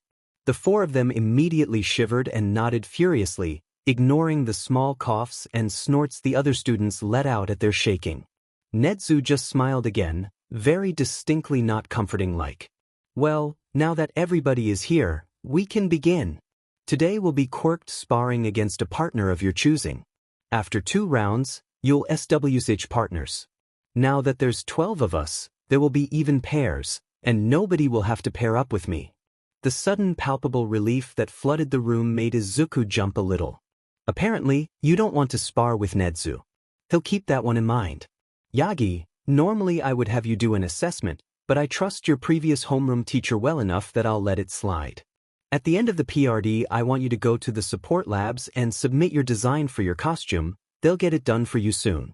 Izuku nodded, and the class started filing out the doors after grabbing their costume cases while Izuku got his gym uniform from Nedzu's desk. As they got to the locker room, Izuku found an empty locker near the other three and stripped off his uniform without thinking too heavily on it. He had just taken off his button-up when a quiet gasp distracted him. He turned and looked and saw Yamada looking directly at the lines and starbursts littered across his back. Once he turned, Yamada paled dramatically at the full extent. Izuku wasn't ashamed of his scars. He wasn't exactly proud of them, per se, but he definitely wasn't embarrassed by them, which is why he surprised himself by flinching back when Yamada moved towards him slightly. Minutely, but still noticeable by the way Yamada paused and looked up at him. "Dude, where did you get those?" he murmured. His expression was unreadable, but the pale tint to his skin said enough. Izuku paused. He could go with the answer Tsukishima gave him, that he was in witness protection and couldn't tell them, but it wasn't really true in this case. This was just good old-fashioned bullying. Nothing to do with time travel. Plus, they had all been so welcoming, the least he could do is tell them a half-truth. He laughed sheepishly and rubbed the back of his neck, accidentally exposing another scar on his ribs. By this time, both Aizawa and Shirakumo were watching him as well, watching with a worrying mix of concern, anger, and distress. Well, you know how I said I was a late bloomer? He said sheepishly, looking away from them almost shyly as he unfolded his gym uniform. They all nodded, none of them understanding, and Izuku winced internally at having to spell it out. Well, I was a really late bloomer. Like, I didn't get my quirk until I was 14, late. There was this weird activation requirement and everything. But regardless, for the first 14 years of my life, people thought I was quirkless. I was a false negative. He scowled slightly as he looked down, grabbing his gym shirt and pulling it on. Let's just say nobody likes the quirkless kid. The boy who used to be my best friend did most of this. His quirk lets him make explosions from his sweat, and I got in his way a lot. Some of them came from the other students, and the ones on my hands are from my quirk. But most of them, he wasn't a good person for a long time. He stripped off his uniform, breathes, grateful for the long boxers he wore that covered the harder to explain away scars he's left, and pulled on the gym breathes while they processed what he had said. By the time he looked up, Aizawa was pale and had a murderous glint to his eyes. Yamada looked like he was ready to either burst into tears or burst someone's eardrums from how loud he wanted to scream, and Shirakumo seemed to be in shock, a sad look in his eyes as he looked absently at where he knew the scars lay. I mean, it's not a big deal, he mumbled hurriedly. I was creepy, and the teachers never told them it was wrong, so they didn't understand that it wasn't okay or that I was a person too, especially Kanj, my old friend Dash. That seemed to make it worse if the way all three of them suddenly whipped their heads towards him meant anything. Dude, Shirakumo said slowly. That's not okay. It doesn't matter if nobody told him it was wrong, which is a whole other concern, by the way, it still doesn't make it alright that he left scars. And so many. It looks like you've been a pro for over a decade, but you're younger than us. Izuku rubbed the back of his neck again in a nervous tick, shifting to tuck his hair away from his eyes before bouncing lightly on his toes. Can we drop it? We're going to be late if we don't go. Aizawa didn't look at him, but he turned around and started putting his hero costume on. He noted that it was remarkably similar to the one he had as an adult, no visible differences in it except the shape and color of the goggles. Shirakumo's costume was super cool and well suited for his personality, and Yamada's was also mostly the same, save the lack of a directional speaker and a different style of jacket. Overall, Izuku wasn't very surprised but still found it awesome to see them looking like such pros. They all headed out, not really talking much until one of the girls Izuku hasn't met yet came up to him with something in her hand. She was kind-looking with dark hair and eyes and no visible quirk. She smiles like Uraraka, a small voice whispered in his head. It was already getting easier to ignore the pangs in the bottom part of his chest. Hey Yagi, right? I noticed your hair is pretty long, and it can be annoying to spar with your hair on your face, so I have a hair tie for you if you want it. He had been worried about that. The thought of having to fight with his hair in his eyes was frustrating at the least, but his hair products wouldn't be coming in until this afternoon. He thanked her as he took it from her, and looked down at the band with a barely concealed confusion on his face. Yamada snorted quietly, the first sound he's made since the locker room, and moved forward. Here, let me help. I've had so many foster sisters I can't even begin to count them all. Izuku handed the tie off to him and turned around, letting him start to fiddle with his hair. He had expected Yamada to just pull it into a ponytail, but instead he gathered the hair at the top of his head into sections and started braiding his hair into a plait. It'll be better in a braid than pulled back in a ponytail, especially if you're not used to having your hair back, Yamada explained. It'll give you a headache if you go straight into pulling your hair into tight buns. A braid will keep it back out of your face and won't hurt your scalp. He tied off the end of it with a snap and let out a pleased hum, and he looked at his work. Plus, you're kinda cute with your hair back like that. Izuku felt his face turn scarlet as he sputtered so hard he felt like his brain was rebooting. That was unexpected. He heard Shirakumo cackle and Aizawa huffed quietly, but it took a good couple of seconds for his brain to stop blue screening. Yamada had a strange glint in his eyes as he watched Izuku buffer, but before anyone could say anything else, Nedzu clapped his paws together at the front of the gym. Everyone partner up? He cried out cheerfully. Shirakumo grabbed Yamada by the ear and dragged him over to a mat, excitedly talking about a new move he learned, so Izuku turned to Aizawa. Want to partner? Aizawa, oddly enough, blushed a little before nodding. They went and claimed the mat next to the other two, who were already knee-deep into their, incredibly loud, match, pieces of cloud scattering every which way from the blasts of sounds splitting the air. Aizawa got into a fighting stance, but before he could even blink, Izuku was on his side of the mat, ramming him in the stomach with his shoulder as he knocked him onto his back. Aizawa struggled to get out of his grasp, but even without his quirk Izuku was stronger than him by a long shot. Pinning his hands under his knees, Izuku pressed one hand on his chest with the other wrapped around his neck, not squeezing, but still showing a clear win. After a second, Izuku released him, a small smile on his face as he offered his hand out to Aizawa to help him up. Aizawa laid on the mat recovering for a minute, but eventually accepted the hand and stood. Where the hell did you learn to do that? I thought you were a first-year student before today? Izuku laughed and scuffed his shoes on the mat, looking away shyly. My old teacher, he was pretty strict. He was really fond of making us do quirkless sparring, and the whole there's no start in battle thing. I learned how to be quick, whether my quirk is reliable at the moment or not. Aizawa just let out a quiet laugh and shook his head, getting back into battle stance. This time Aizawa made the first move, his quirk activated almost immediately and his capture weapon lashing out at Izuku's leg. Izuku noticed that he wasn't nearly as proficient with it as he was in the future, which was understandable but still pretty amusing when he fumbled with it. Strangely enough, it took a bit of adjusting to get used to the Aizawa who has had his capture scarf for less than a year compared to the Aizawa who has had it for a decade and a half. The weapon wrapped around his calf and dropped him to the mat hard, but just as Aizawa rushed forward to pin him, Izuku lashed out with his free leg to knock his diamante ankle out from underneath him, shifting to his knees and moving to pin his arms like he did before. Before he could fully pin him, however, Aizawa kicked his leg up and kneed him in the groin, making Izuku grunt in pain as he was flipped and pinned. Thanks for the lesson on pinning, Aizawa snarled, his lips pulled back in a ferocious grin, his knees on Izuku's hands and his arms on either side of Izuku's head. Ignoring the weird feeling in his chest, he let out a loud, barking laugh and snarled right back up at him. Good try, Aizawa, but you forgot one thing. Aizawa's face dropped into confusion, but before he could ask, Izuku had jerked his left leg out, tangling it around Aizawa's thigh and using it as leverage to roll over so Aizawa was thoroughly tangled underneath the man. Aizawa felt his entire face light up like it was on fire as Izuku leaned in close, a new glint in his eyes as he bared his teeth at him. I'm a lot heavier. What works for me won't necessarily work for you. Aizawa's flush creeped down his neck, and Izuku let out another laugh, one far more gentle and kind as he leaned back and offered his hand out again. He accepted it after a moment of hesitation, strange, new feelings buzzing in his chest like a swarm of angry bees, and was pulled to his feet easily. So how would you recommend I pin someone bigger than me?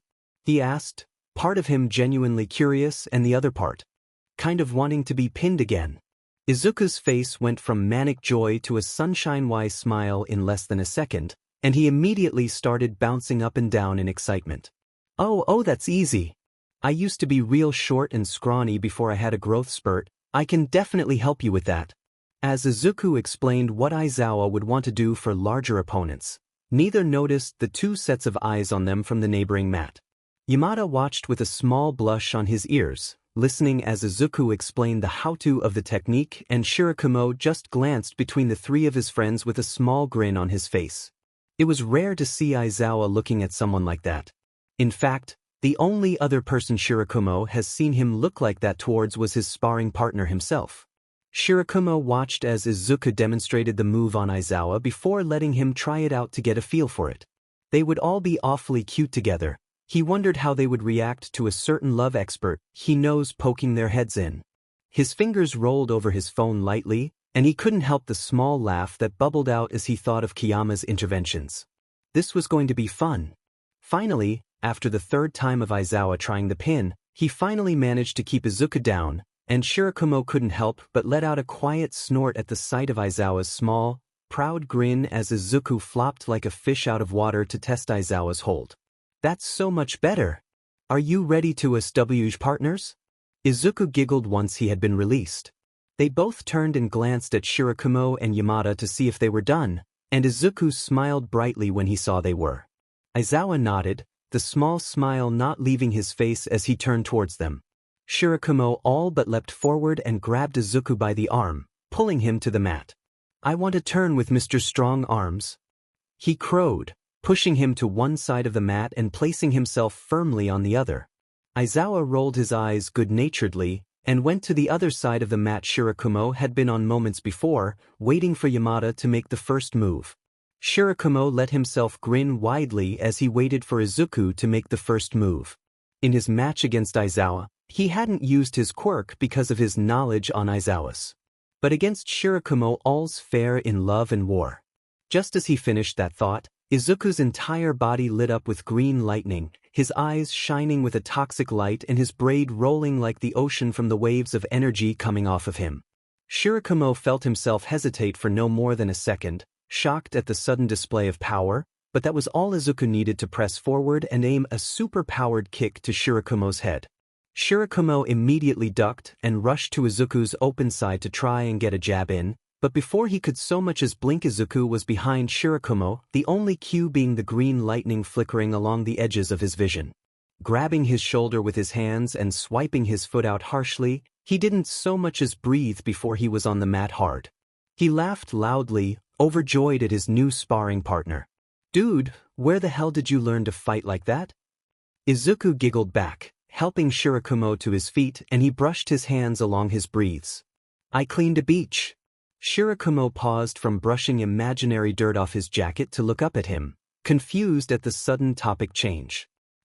"You cleaned a beach?" "Yes," Izuku responded, another shy smile on his face. "I cleaned an illegal dumping ground that used to be a beach for 10 months, and then my old homeroom teacher absolutely pounded fighting techniques into my class's head because of—" He cut himself off, looking down a bit. "Because of the circumstances our class was in. It's also why I have my provisional license, and why I'm with your class." Shirakumo felt his face heat up a little bit in embarrassment from the accidentally invasive question. "Sorry, I shouldn't have asked." He trailed off sheepishly. "No, it's okay," Izuku hurriedly responded. The reason I'm in this class is because I'm in witness protection." You can't know yet?" He murmured the last part, his own neck heating up. It wasn't time, he couldn't dump that all on people he just met. Yamada and Aizawa, who definitely haven't paused their sparring to watch Izuku beat their friends but, chimed in here.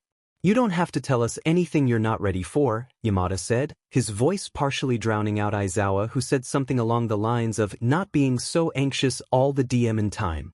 Izuku just smiled weakly. "I do want to be able to talk about it, just not yet." They all responded in some sort of affirmative, and sparring was back in gear. Izuku lost the second round against Shirakumo, who used his clouds as a cover to sneak behind Izuku and pin him, using the technique he showed Aizawa less than 10 minutes ago, Izuku noted proudly. By the time they were done discussing what they could have done differently, Netsu called out for Izuku to change and head to the support department. He said goodbye to his new friends before skittering off to the locker rooms to change back into his uniform. Unbeknownst to him, Shirakumo was currently being pummeled to the ground by Yamada, who was all but distraught he didn't get to spar with the new boy. Aizawa just grumbled something about them being immature as they wrestled on the ground, but Shirakumo didn't miss the way he watched Izuku leave. Pathetic, the lot of them. Izuku, on the other hand, was currently walking up to the support department, thinking over what he wanted his new costume to look like. The never-ending green and red didn't make as much sense now that he had white hair, and he was kind of scared he would look like a knockoff Santa, so maybe he could go with a bunny theme? The ears on his old costume did have a very bunny-like appearance, and with his bouncing fighting style it would make sense, maybe he could take that concept and run with it. It would help to be cute appearing, especially if he went underground. Just as he was beginning the debate on the pros and cons of a short fluffy tail being added, he suddenly had the overwhelming urge to duck and cover. Never one to ignore that alarm, especially around the support labs after his first mistake. He took shelter behind a corner just as the door exploded off its hinges, slamming against the spot Izuku had been standing no less than 4 seconds ago. For a split second, he had a terribly familiar memory of Mei doing this frequently enough to have her own code. This déjà vu was only strengthened when a familiar voice yelled an exhausted "Hatsum," almost wailing about the cost of doors and insurance. It's a vital part of the process. A voice called out. That broke him out of his stupor. It wasn't Mei. This voice, while still slightly feminine, was much lower than Mei's ever has been. Slowly creeping over the rubble, he saw a display that made his heart positively ache. Wearing the support department uniform was a more feminine-presenting person, though still androgynous enough it gave Izuku a second thought, volunteering to stick with neutrals until he was sure, with brown dreads running down their back, a pair of goggles strapped on their head, and absolutely covered in soots, the only clean spots seen being circles around their eyes. The eyes snapped over to Izuku, and a manic grin covered their face. A newbie. Yes. What are you here for? Support items? A costume? Both? They screeched joyfully, flinging themselves across the room. They would have nearly tackled Izuku had a hand not caught them mid-jump. Looking over, Izuku saw a boy, a little taller than the person with dreads, with wild pink hair sticking up in all directions and tired yellow eyes that had very familiar crosshairs. Izuku immediately knew who Hatsum's parents were, and couldn't help the small smile as the boy scolded them about manners and patience. As the two argued between themselves, something about not tackling new students, he glanced over just in time to see Nana looking up at him. Her eyes immediately crinkled up in a wide smile, and he couldn't help but smile back at her. She seemed to be working on wiring for a large metal contraption scattered in several pieces along her workspace, and it didn't take very long for her to get absorbed back into her work. The argument was interrupted as they finally just rolled their eyes before grabbing Izuku's arm and dragging him off to their station. Don't mind Suzuki, he's a spoilsport. My name is Hatsum Emma, they slashed them please. I'm a third year, and if you're here for a costume and support items, we're the people for you.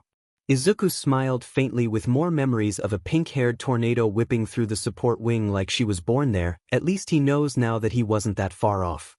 I'm Yagi Izuku. I'm a first second-year hero course student.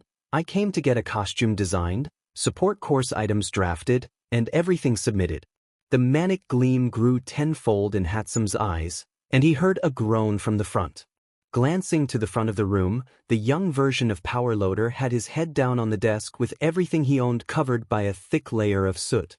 He really deserves a raise, especially considering who will be in his class in 15 years' time. If he thought the first one was bad, just wait till the second one comes along. Hatsum cheered, and together they started drafting out his costume ideas. Hatsum was just like their child in the means of wanting to add everything to a support item and was only held in check by Suzuki, who was the one who had to do the wiring and welding in any invention Hatsum determines necessary. After a long PRD of discussion on his costume ideas, quirk, and fighting style, they determined that while the bunny theme would be cute and cuddly for victims, it would do absolutely no good in just about any other situation.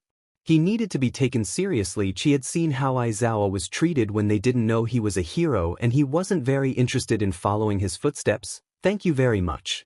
Since he was going underground, they decided a thick, tight-fitting back tank top-style jumpsuit for his underlayer would be a good layer between him and being stabbed.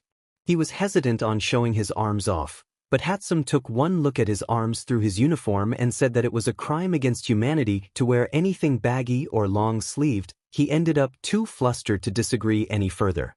Suzuki said that he liked the idea of the gloves storing power and helping his quirk, but the bulky design wouldn't help with quick fights and movements like he would need, so a quick redesign left him with black full-fingered gloves, tight and with copper material infused in them to help with his pain.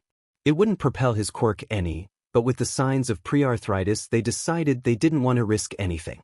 For his outer layer, he would be given thick, black breathes, not quite baggy but not skin-tight to give him a bit more movement options, and a jacket he could wear during the colder seasons or if he needed any extra protection for a mission. His boots were plain black with steel toes and shock-absorbent soles, And after a while of convincing from Hatsum, they agreed to adding springs and air-powered jump accelerators to boost his already powerful movements without overusing his quirk. With a few hidden knives for emergencies, a first aid kit in his utility belt, and some other minor details, they were finally set. It wasn't a lot compared to other heroes, but he didn't need a lot.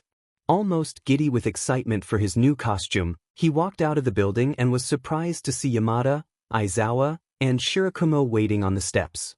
They turned around when they heard the door open, and Yamada and Shirakumo instead broke out into grins. Aizawa just glanced at him, but for him that might as well have been a warm hug. "You're finally done," Shirakumo crowed, jumping up from his place and spreading his arms out in joy. "That took forever." He paused suddenly, and looked at Izuku with squinted eyes. "Hatsum talked to you, didn't they?" Izuku laughed, loud and sweet, and nodded his head. "Yeah, it was Hatsum. I had to talk them out of giving me a bunch of other support items, and we couldn't decide on my theme, so it took a while." Yamada barked out a laugh and stood up himself, stretching his legs out a little. He turned and dragged Aizawa to his feet, who grumbled the whole time, but followed them down the stairs regardless. "Why did you guys wait?" Izuku asked. "It was Aizawa's idea," Shirakumo said, that sly smile on his face again. "We were walking past your dorm building and we saw dozens of packages in your name." Aizawa explained that all of the wards get cards sponsored from the commission, lucky, by the way, and that you probably bought a bunch of stuff for your apartment. It looked like a lot to do by yourself, so we decided to stay back and ask if we could help out.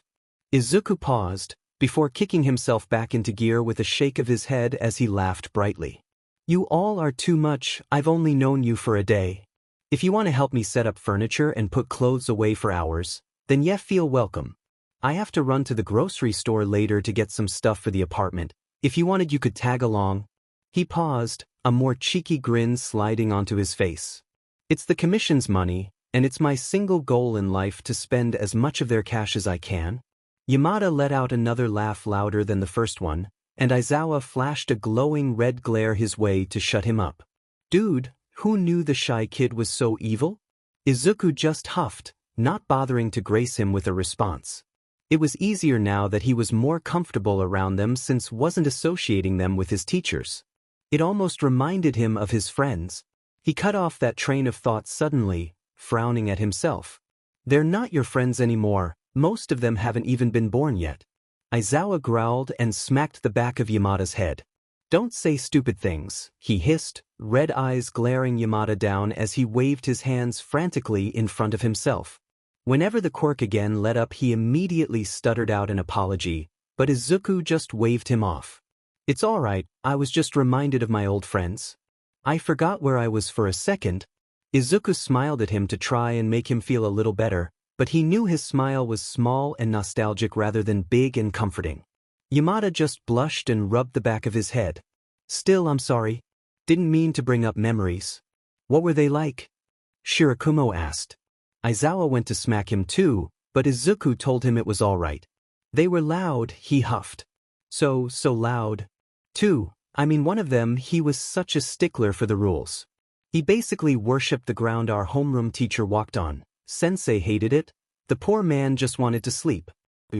Would think he would be a spoilsport, but when it came down to the nitty and gritty, he was one of the first people to drop everything he trusted to save someone. He was polite, loyal, and such a good person.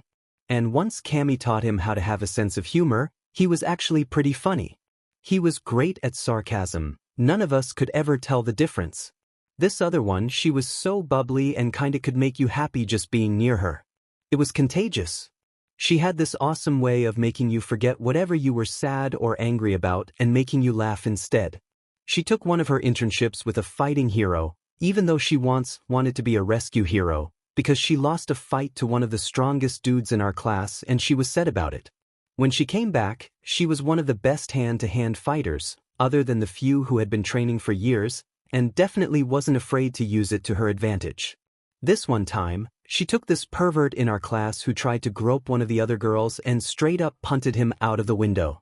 He paused, laughing at the memory of watching Mineta fly out of the window with a quirk-enhanced punt from a furious girl. Our homeroom teacher just closed his eyes and let it happen. The girls treated her like a queen for weeks. He was terrified of her after that. This other guy, he was aggressive to say the least. He didn't always mean well, he used to be a pretty shitty person actually, but he changed in the last few months we were together. He wasn't nice, by any stretch of the word, but he cared about everybody so much. He showed it in a weird way, but he was trying so hard, and he was my first friend. He'll always have a special place in my heart. He paused, his laughter dying down a little bit. I wonder how he's doing. Aizawa sighed a little before patting his back. I'm sure he's okay. Besides, if you say he was changing, I'm sure he's doing well for himself. Anyone who sees that they're wrong and makes an actual effort to change deserves a second chance. Izuku smiled, his eyes glossing over a little. Yeah, he does. Kid? When they reached the dorms, Izuku had told them his favorite memories from his old class, heavily edited of course. He told them about how the first time Bakugo cooked, the whole class almost died from the skis and Kaminari actually passed out from it, how Sato would accidentally bribe people into being his friend by giving them treats and then feel awful for it afterwards because he thought he was being manipulative. How Tokoyami would always act like this big, bad, scary emo, but when Izuku caught a glimpse into his room, he had a Sailor Moon poster on his wall and was listening to Billie Eilish of all people. How Jiro basically carried them on her back the entirety of the school festival. How his homeroom teacher would just sleep behind the desk the entire PRD, but if anyone had a question or someone was being AD'd, he would be there in less than a second. How he rescued Koda's spirit and body, about Eri and her love of candied apples. Everything he could think of. He thought at first that reliving the moments with his friends would be hard and remind him about everything he lost, but it didn't. He remembered how happy they all were, and felt almost lighter from it. Together, they laughed at the stupid stories as Izuku reminisced. They let him ramble about how kind everyone was, and how good of heroes they would be as they assembled furniture. It wasn't easy, and Yamada kept FING up the assembly process somehow, but it was fun. More fun than Izuku remembers having in a long time. When they got to the clothes, nobody said anything about the two skirts or the more feminine tops. In fact, Yamada said that he wishes he had half of the stuff he had bought. They were some of the most accepting people he had ever had the pleasure of meeting, and it brought a warm feeling to his chest as he watched Yamada and Aizawa roll around wrestling. Read, Yamada beating up Aizawa, who was just defending himself while hissing angrily, over who got to help Izuku go to the grocery store before Izuku interrupted and said they could all come. The walk to the store consisted of the three of them, namely Yamada and Shirakumo, telling stories about their first year. How Aizawa was in Gen Ed for their first year until he kicked everyone's butt at the sports festival. How Shirakumo has the world's biggest crush on Kiyama but won't tell her even though she obviously likes you back, doofus. How Yamada broke all the windows in the classroom when he saw a bug and passed out when it flew by his ear. It was comfortable, and by the time they got to the store, Izuku felt like he had known them his whole life rather than a day. Izuku picked out some of his favorites for the apartment, plus some new stuff he had never heard of, but one of the other three would convince him was absolutely delicious and you have to try it dash. Really though, the four of them were just having a ball spending commission money if the glint in their eyes had anything to say for it. By the time they got back to the dorm, it was getting dark outside. They helped Izuku put away all of the groceries even though he told them he could do it perfectly fine by himself before Yamada and Shirakumo said goodbye and left for their houses. Him and Aizawa sat on the couch for a while, alternating between playing Mario Kart on the new gaming console and chatting about whatever was on their minds, and by the time they were tired of it, it was nearly 10 o'clock. Aizawa bid Izuku a good night before trudging to his room across the hall, a small smile on his face that Izuku almost missed. He looked down at his new phone and felt a large grin cross his face. Whenever they saw he had bought a phone, they all put their number in it, plus Kiyama's, and added him to a group chat called the Rooftop Gang with all of them plus an additional person that hasn't texted yet. It was the most at peace he's felt since this whole thing happened, and when Izuku fell asleep that night, the only thing on his mind was his newfound friends and how lucky he was to have been put in their class. Notes: I hate writing fight scenes, but I did my best. I wasn't going to give y'all another chapter so soon, but I'm feeling generous, and I've been writing so much angst for this FIC, I felt the need to let you guys have something good for now, Skull. Enjoy this nice bonding moment. It means nothing at all for the long run. No siree. Perfectly normal bonding. Ta. Edited May 6, 2022. Edits include spelling, grammar, sentence structure, and Izuku's costume design. Chapter 7. Chapter 7. Summary. Izuku has a nightmare. Our favorite emotionally constipated gremlin comes to the rescue. Notes. See the end of the chapter for notes. Izuku opened his eyes, but instead of his ceiling, everything was completely dark. Sitting up and looking around to try to see what was happening, he saw a faint light shining from the end of a long hallway. He got up and started making his way towards it, cautious steps and light breaths. A loud thump came from behind him, and he froze. Slow footsteps started towards him, and he took off. The footsteps got clearer as he ran, with the shine growing brighter and brighter the closer he got until it was nearly blinding. He finally entered into the light, and was nearly knocked over with surprise when he saw himself in the common room of his old dorms. He looked around, and sure enough, all of his classmates were there. Guys? What's going on? He said, walking up to the couch where Uraraka sat, Ida and Tsu on either side of her, comforting her while she cried. Uraraka? What's happening? Why didn't he say anything?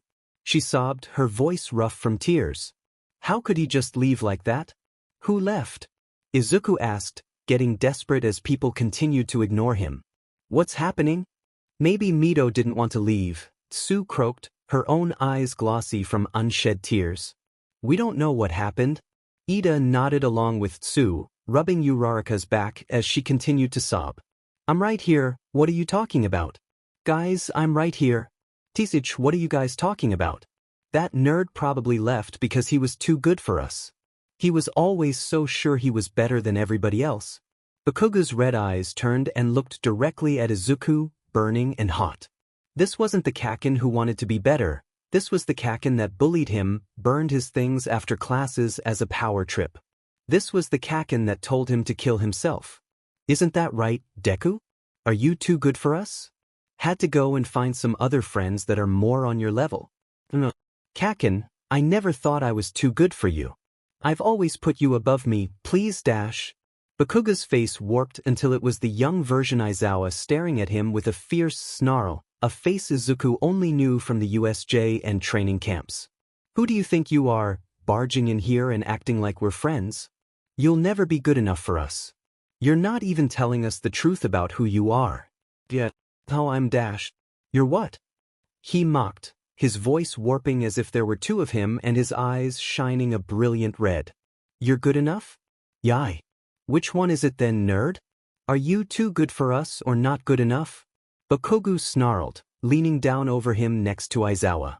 When did they get so tall they were warped and hateful, and Izuku felt smaller than he had since he was quirkless. Well, Deku? Yagi Izuku. Izuku, wake up. Someone whisper yelled at him, a hand holding his arm from where it had been shielding his head. Izuku shot awake all at once, scrambling away from the figure leaning over the side of his bed.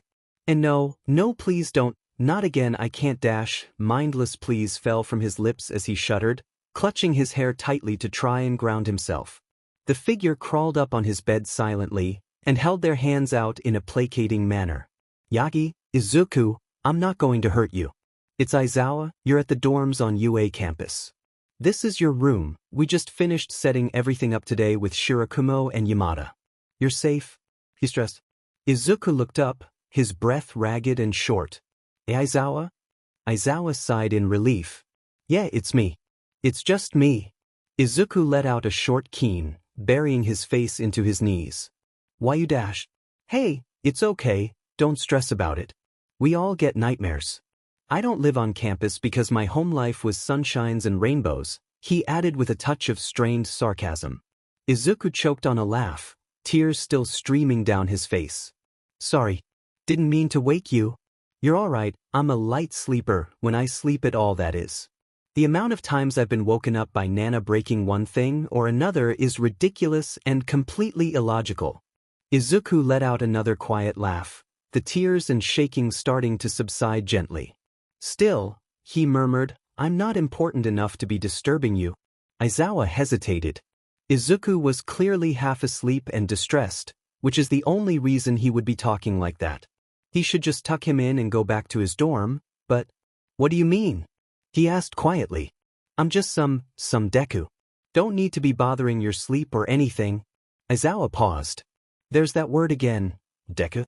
Yagi had muttered something along those lines when he was still having the nightmare, but he hadn't thought anything of it. Doesn't that mean useless? He asked hesitantly. Izuku yawned, already on his way back to sleep. Yeah, useless.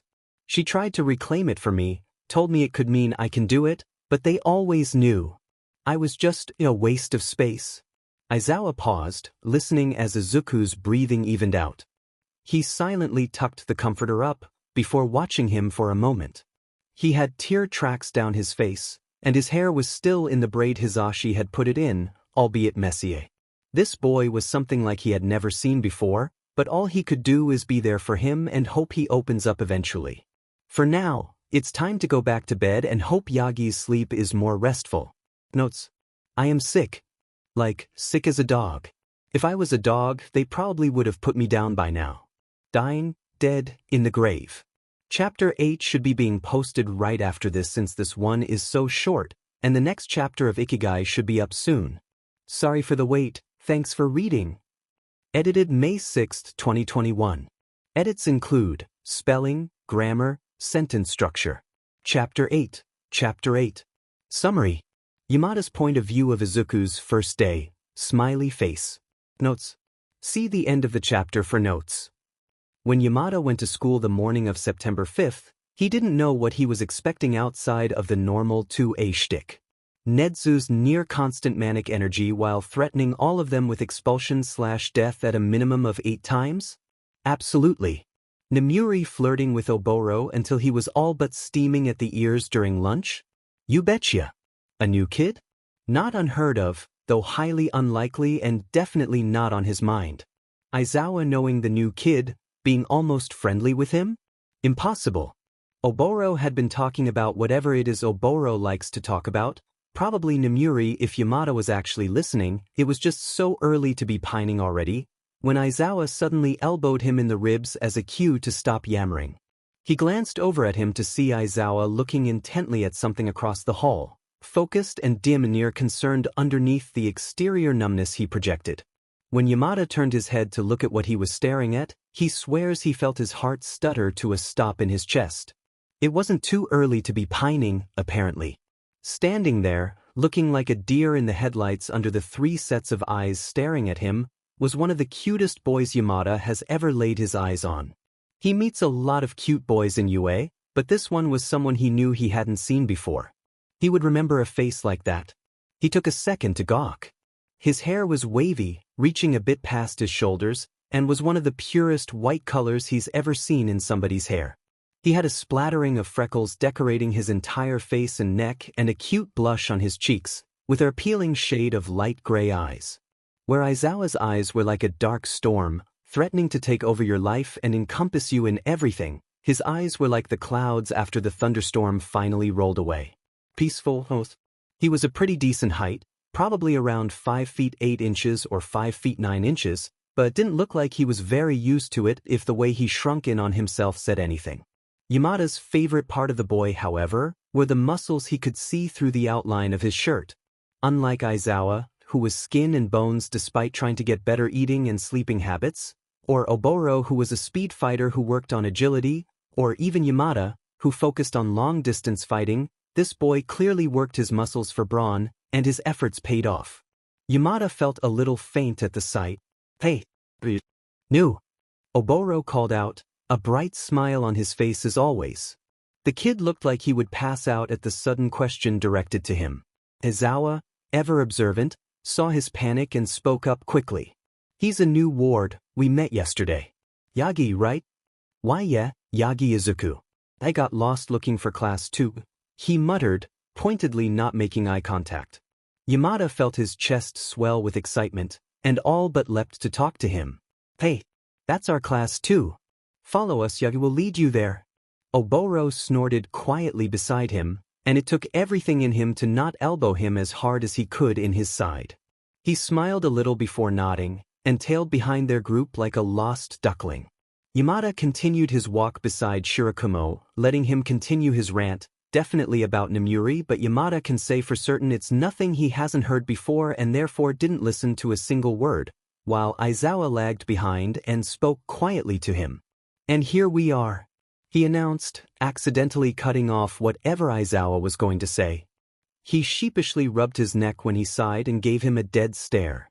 Yagi thanked him quietly, but he just laughed and brushed it off to avoid the feelings swelling in his chest like a balloon. Just as they stepped in the room, Nedzu looked up from where he had been sitting behind his desk with an animalistic grin on his face. Yagi, brilliant timing. I just finished uploading the test you'll be taking, we'll get that set up for you and you can begin." Nedzu let out a deranged cackle, and everybody in the room paled a few shades. "Dude," he whispered, "what did you do to Nedzu already? His tests are terrible." Yagi laughed quietly, his voice a little strained, before explaining quietly, "I'm skipping a grade, I'm technically still a first year, I guess?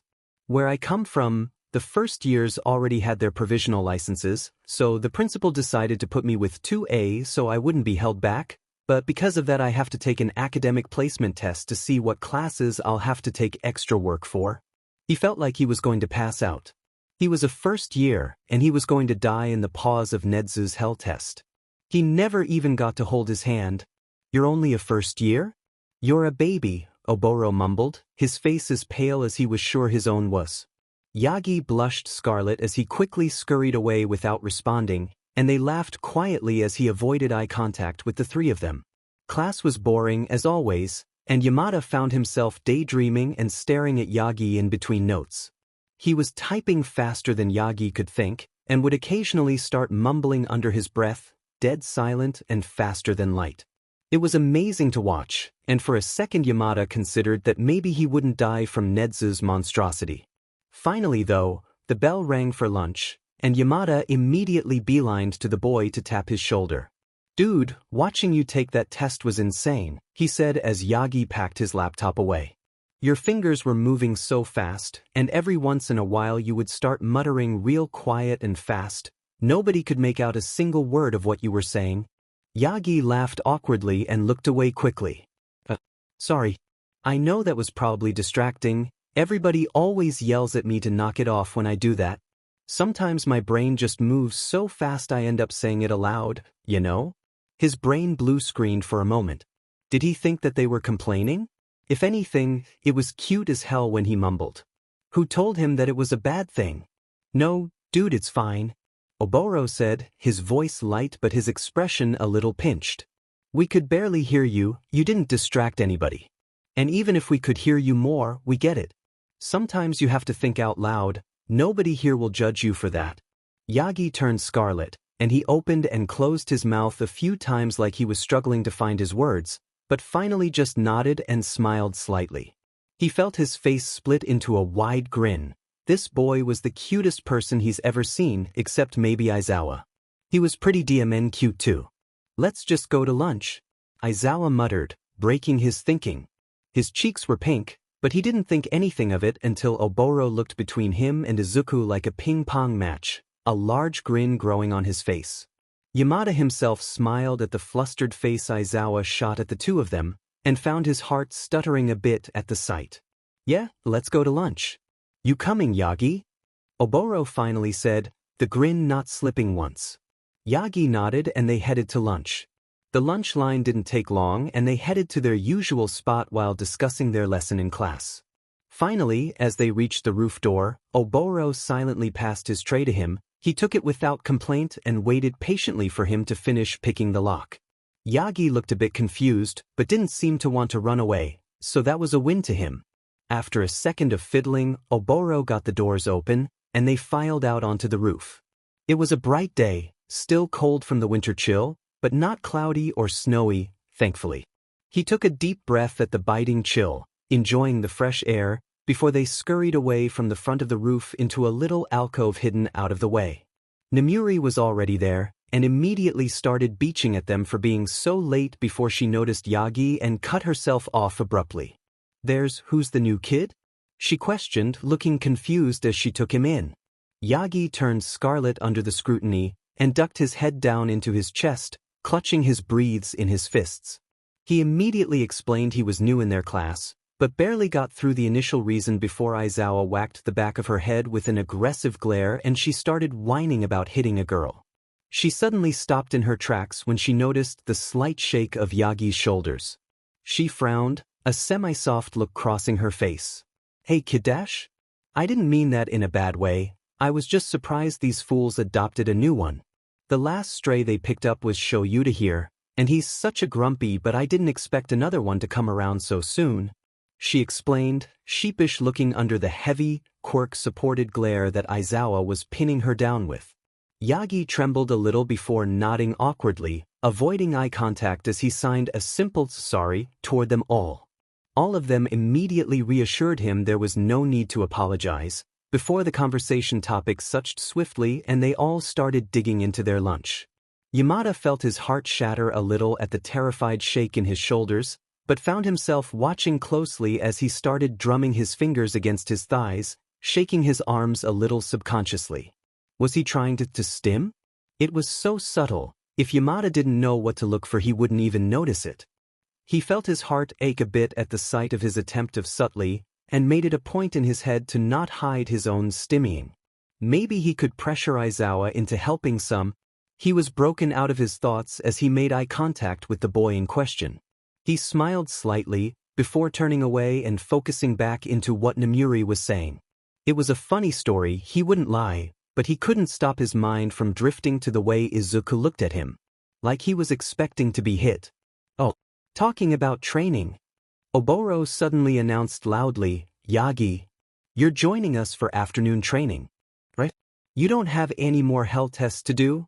Yagi hummed quietly, almost completely silent, before a small frown crossed his face. He raised his hands in a half-aborted motion, before catching himself and nodding quietly, a small smile on his face. Oboro glanced at where his hands made an instinctual attempt to raise before saying, "We all know sign, by the way. Yamada over here is deaf, so if you ever need to sign instead of speak you can." Yagi glanced over at him, a semi-surprised look on his face. He just grinned and moved his head to the side to show the hearing aid in his ear, proudly announcing, "Deaf for 12 years and counting." Aizawa rolled his eyes, muttering something under his breath about "Of course you're still counting, moron, it doesn't go away." Yamada thought he was a spoil sport, but didn't get the chance to reprimand him as Yagi smiled at them and his heart melted, all thoughts about whining melting away.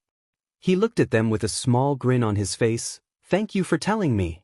I am joining afternoon training, though I wonder if he'll have me do an assessment test instead of whatever the rest of you are doing."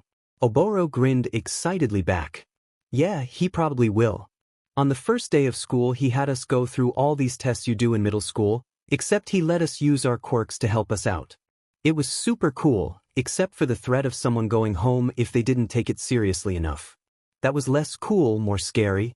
God, why would he bring that up? He knows how Aizawa gets about that." Aizawa grumbled under his breath a little before muttering, "It's great for everybody with an offensive quirk. Anybody who doesn't have a powerful, heroic quirk is just doing quirkless assessment tests like always." The two of them groaned in sync. He's so damn tired of this conversation. "What is your quirk, by the way?" "Mine's voice, I can be super loud basically. Oboro here can make clouds, and Sho can erase other people's quirks when they look at someone." He was sure to change the conversation before Aizawa could get into the topic of quirk discrimination in Japan. "Don't forget about me," Namuri whined. "I can make people fall asleep with a gas I can make from my skin. It works best on straight men and gay women though," she added, leaning forward with her typical flirting face. Yagi's face twitched a bit, almost in amusement, before he answered. "It's an energy stockpile quirk. It presents as super strength right now, but as I train it, there's a chance it could manifest in different ways according to the doctor." He grinned, bouncing slightly at the revelation. "That's so super cool, dude. Imagine all the things you could do with that. How does it work?" Yagi immediately started bouncing back, a blinding grin slipping across his face at the question. Clearly quirks were a safe conversation topic, and he was sure to file that away for later. It is like this massive buildup of energy and power. Whenever I use it, you see these red lines on my arms, and when I channel it through my whole body there's this green lightning that goes off. I was a pretty late bloomer. There were these weird requirements for it to develop, so by the time it manifested I had stockpiled a bunch of energy for it. I can only use about 20% of it right now. If I use any more it breaks my bones, and I have to switch to using my legs in fights because of the damage it left in my arms, but it's getting better. He stuttered out excitedly. The more he talked, the more he bounced or moved his arms. Yamada wasn't sure if he knew how much stimming he was doing, but by the way he had tried to cover the actions up earlier, he sure as hell wasn't going to point it out to him. It was cute. The others just watched with a quiet grin on their faces, and Yamada felt his own excitement grow as Yagi got more enthusiastic. And that's how the rest of the lunch PRD went, himself and Oboro egging Yagi into info-dumping about quirks, something that was clearly his special interest by the amount of talking he had about it all. Aizawa would look at him occasionally, but mostly just blushed and focused on his lunch. Yamada, on the other hand, couldn't tear his eyes away and watched with an enthusiastic smile and equally excited stimming. He had a feeling that they just made a new friend. Notes. Next chapter is in the process of being edited. Smiley face. Edited May 6, 2022. Edits include spelling, grammar, sentence structure, and minor details. Chapter 9. Chapter 9. Summary. Chapter 1 to 7, shortened, from Aizawa's POV. Last repeat chapter for a while, I promise. Notes. See the end of the chapter for notes. Aizawa was a logical man through and through. He followed his schedule and did what he was supposed to do to get where he wanted to go. He knows what he wants, he knows how he'll get there, and it's sure as hell not by making any friends. When he finally made it into the hero course, he thought he made it clear enough he wasn't interested in people. He tried to chase off Yamada and Shirakumo, but the idiots wouldn't leave him alone even after he told them to get out in as plain and simple terms as he knew how. After a while of them ignoring every word of complaint he uttered, however, he found them somehow worming their ways into his cold, dead heart, which, unfortunately, wasn't nearly as cold and dead as he wanted it to be. He found himself reluctantly enjoying their company, found himself smiling under his jacket collar at their dumb antics and moronic ideas. He found himself blushing whenever Yamada got up in his personal space, and faintly missing Shirakumo whenever he was absent. It was illogical and strange, and made him feel all gooey in a way he wasn't familiar with, but he almost liked it in a sense. He was logical, first and foremost. Which is why when a new kid showed up at the dorms, he knew to leave him be. He remembered what it was like showing up to the dorms, scared and traumatized and angry at the world. He saw it in the kid's eyes. After a basic introduction, he was fully prepared to let him grieve and cry and scream all night long if that's what he needed, sacrificing his own rest for their sake. Lord knows that's what Nana did for him when he needed it most. When he heard the crying start up, he wasn't worried. He knew he just needed to get it out, but for some reason the longer it went on, the more unsettled he got. His gut was telling him it was something more than just grief at whatever the kid went through. At first, he was still ready to let him work it out of his system, but then he remembered how he felt whenever Yamada and Shirakumo treated him with kindness he didn't ask for. He was logical, but he was human. He found himself walking across the hall the second the thought entered his head, much to his own dismay. Calming him down was easy enough. He's been with Yamada during one of his meltdowns, and that was clearly what it was. So Shirakumo taught him the basics after their mutual self-destructive panic ricocheted for far longer than what was needed. He thought he wasn't helping at first, and had actually been getting ready to call Yamada himself and ask what he should do, but he slowly became more responsive to his coaching. After a while, when he finally glanced up and looked at him, Aizawa found himself strangely relieved. He was a logical man. Which is why when he saw the same kid lost in the hallways, overwhelmed and overstimulated, he made sure that Shirakumo and Yamada could help by pointing them in the right direction. It was why he comforted him in the hallway and told him what to expect. It was why he watched him during classes while he was taking his test, to make sure he was okay. It didn't explain the strange blush he got every time he looked at him, but he was willing to write it off. He was willing to write off the weird fluttery feeling in his chest whenever he had pinned him in sparring too, no matter what Shirakumo teased him about. Everything he does comes back to logicality in the end. When he sees the dozens of packages for Yagi and suggests they help him unpack. When he smacks Yamada on the head for asking invasive questions and making him sad. When he listens to him talk without interruption, snorting at the stories and letting him get it off his chest. When they put together more furniture than he's ever seen in one place. When he beats Yamada up for FANG up the same assembly for the 4th time. When he heard screaming in the middle of the night, he almost jumped out of his skin. He had been in a state of half-sleep, the closest to actual rest he's been in a while, when muffled shouts reached his room. He was almost worried he was back in the foster home for a minute before he remembered his new neighbor. A new kind of fear settled into his chest as he shot over to Yagi's room, fully prepared for a fatal injury or a burglar. When he saw that he was still asleep, presumably having a nightmare, he felt the terror ease up enough to think waking him up was the only thing to really do here. "Yagi," he whispered, moving over to his bedside carefully. Yagi let out a half-whimper, his arms coming up from his sides to cover his head. He felt a strange, almost pang in his heart.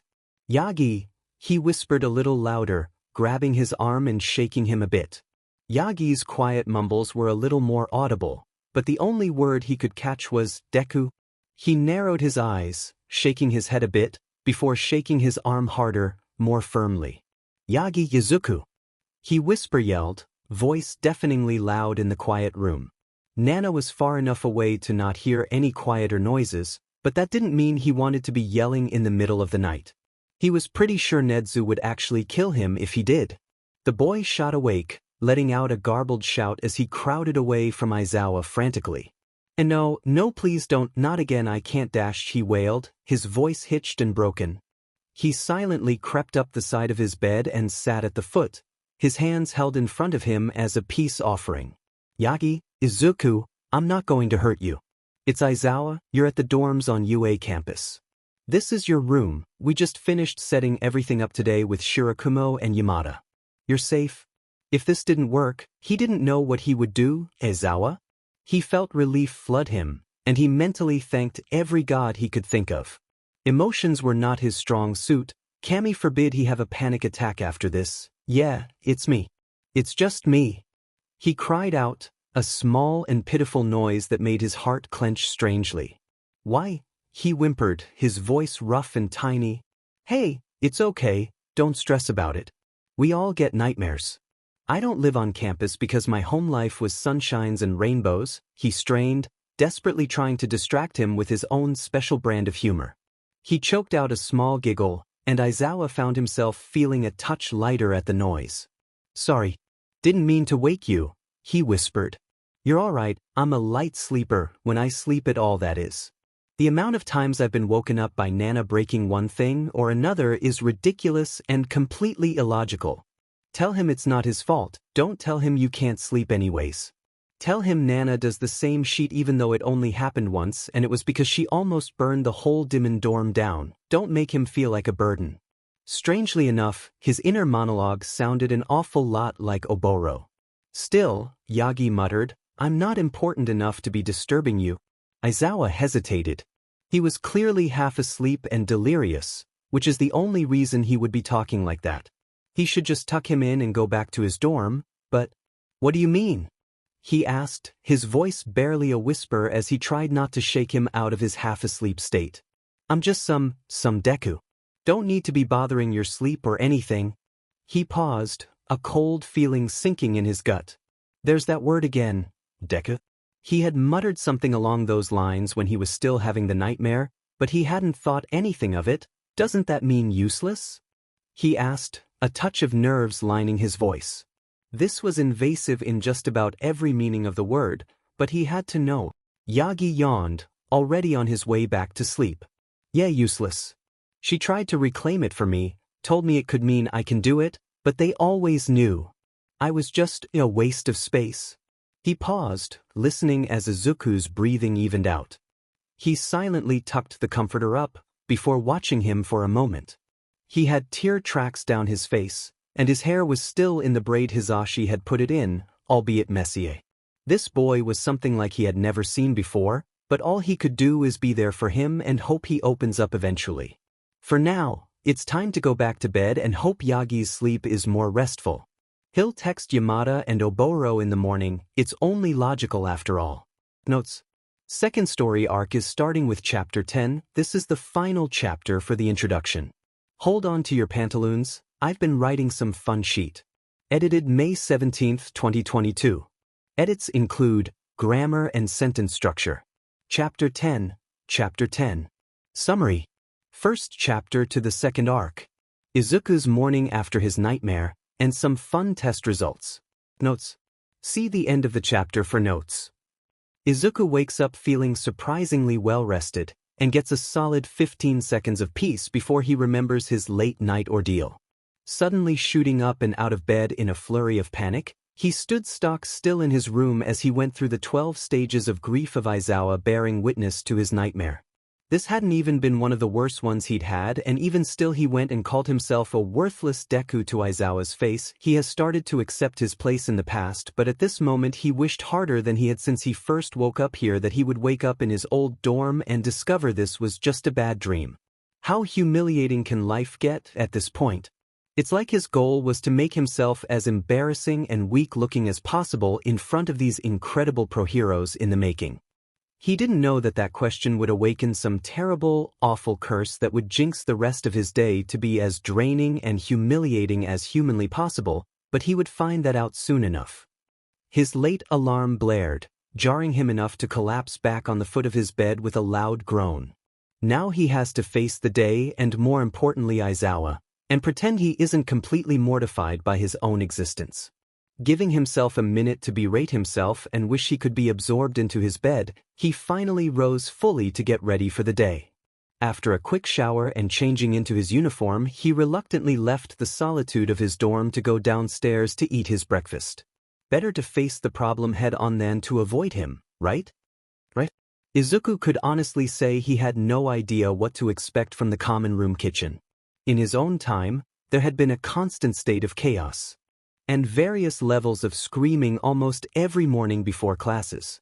Between Bakugo making breakfast for his Baku squad, Ida mother henning any student who didn't have a breakfast he deemed appropriate with enough calories and nutrients, and 19 different students trying to feed themselves at the same time, it was a catastrophe.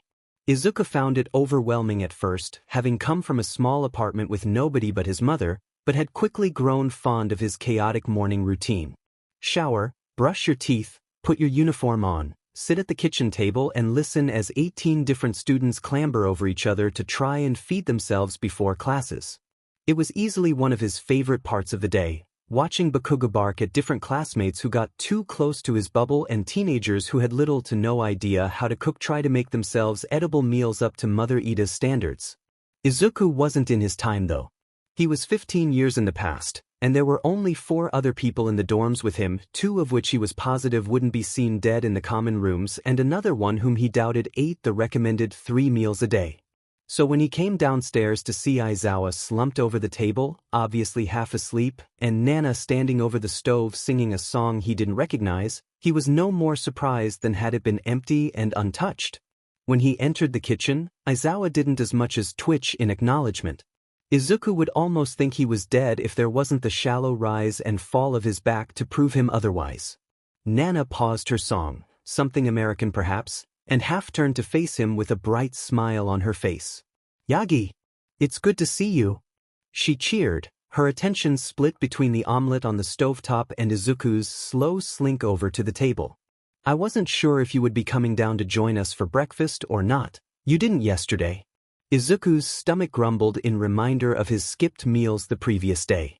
With everything going on, he hadn't found the time to eat as much as he normally did, not to mention that he didn't go grocery shopping until after dinner. Izuku blushed and laughed quietly, sitting at the table with his preferred brand of breakfast bar tucked safely in his jacket pocket. "Yeah, I didn't have the time yesterday." He carefully avoided looking at Aizawa down the table and instead focused solely on unwrapping the bar, his blush steadily creeping down his neck. Nana took her omelet off the stove, placing it on the table in a spot near them both, before turning to look fully at Izuku and deflating dramatically. "Oh, not you too," she groaned, smacking her hand to her forehead in distaste. "You and Aizawa both, I swear. The only thing that kid eats is his stinking juice pouches, and you're over there eating a protein bar? Are all Hero Corps students like this?" Izuku laughed quietly as Aizawa grumbled irritably, his head not leaving its spot on the table. "They're nutrient pouches. They have everything I need to keep myself sustained. I don't see the purpose of taking the time to eat real food as you put it when it will just slow me down. I'll eat lunch, that's plenty." Nana huffed in distaste. "Yeah, your skeletal figure speaks wonders on how well that's working for you. You need real food to grow, young man." "You're only a year older than me, Grandma," he snarled back, finally lifting his head off the table as if a 20-pound weight was attached to his neck.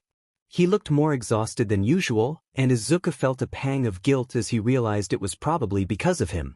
Aizawa glanced over at him with a squinted glare, perfectly conveying the meaning of "knock it off," something Izuku knew well from his time in his homeroom.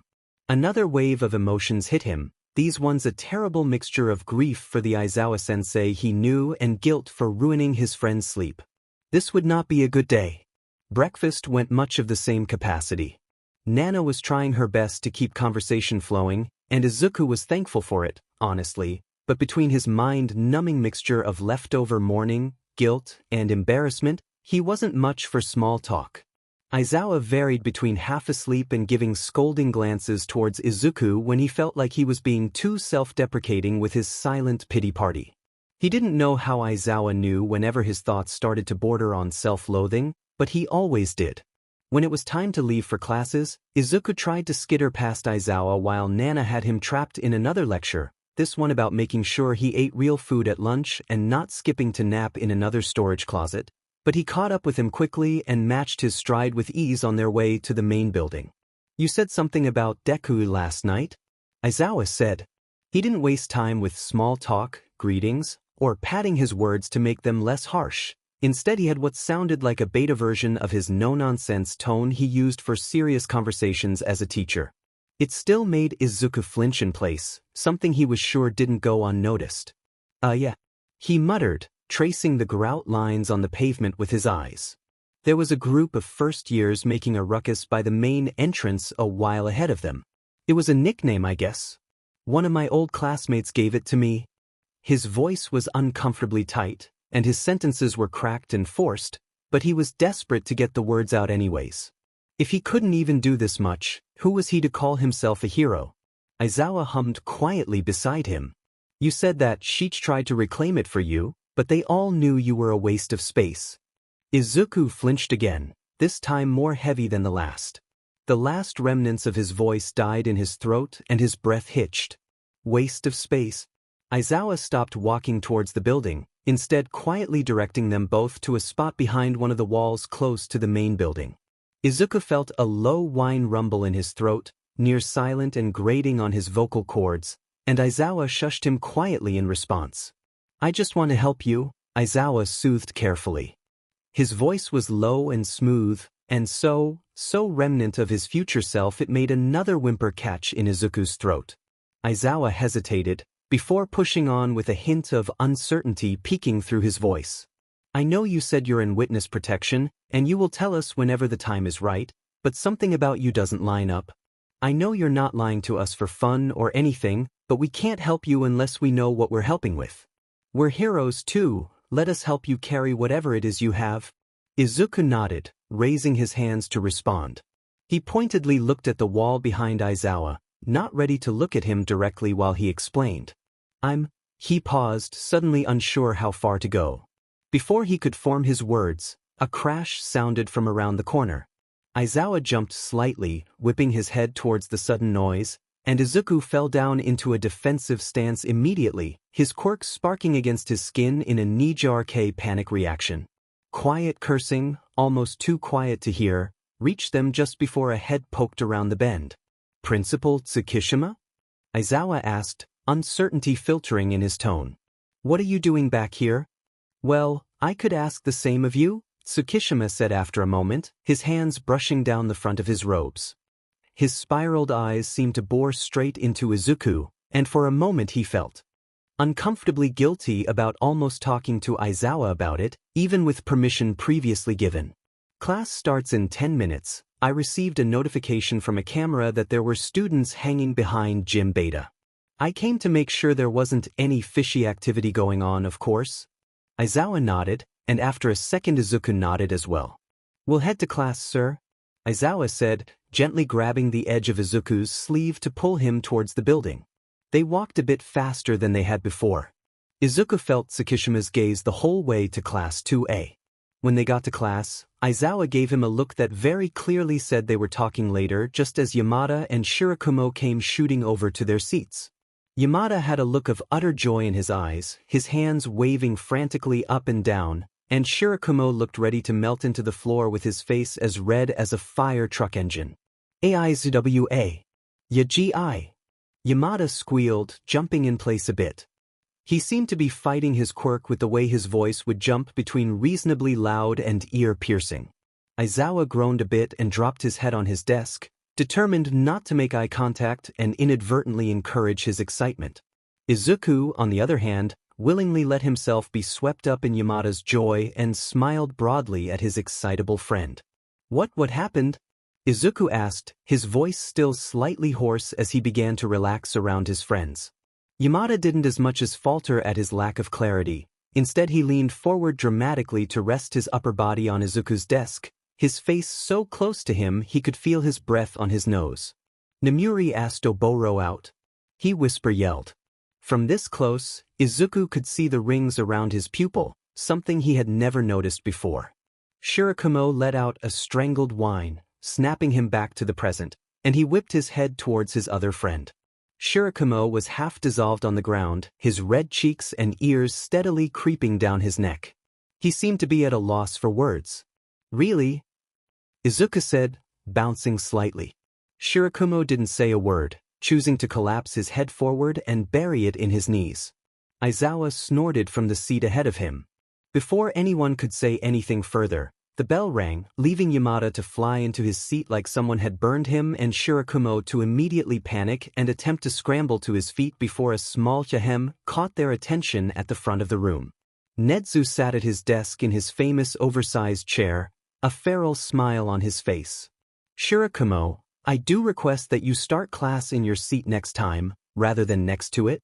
Shirakumo shot to his feet and rushed over to his seat, the red in his face draining and leaving him pale white. Izuku was starting to worry about his blood flow. It can't be good having that much blood pooled in your cheeks for so long and then having it rush out like that in such a short period of time. "Well, now we can begin. I don't have any announcements today, so it'll be a study hall. Yagi with me." "I finished grading your test."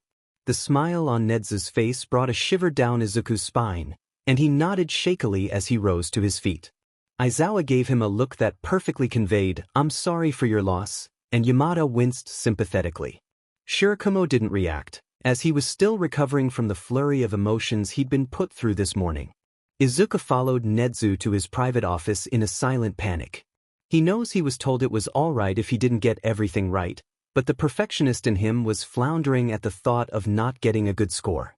Nedzu sat at his chair behind his desk, and Izuku nervously sat in front of it, wringing his hands underneath the table.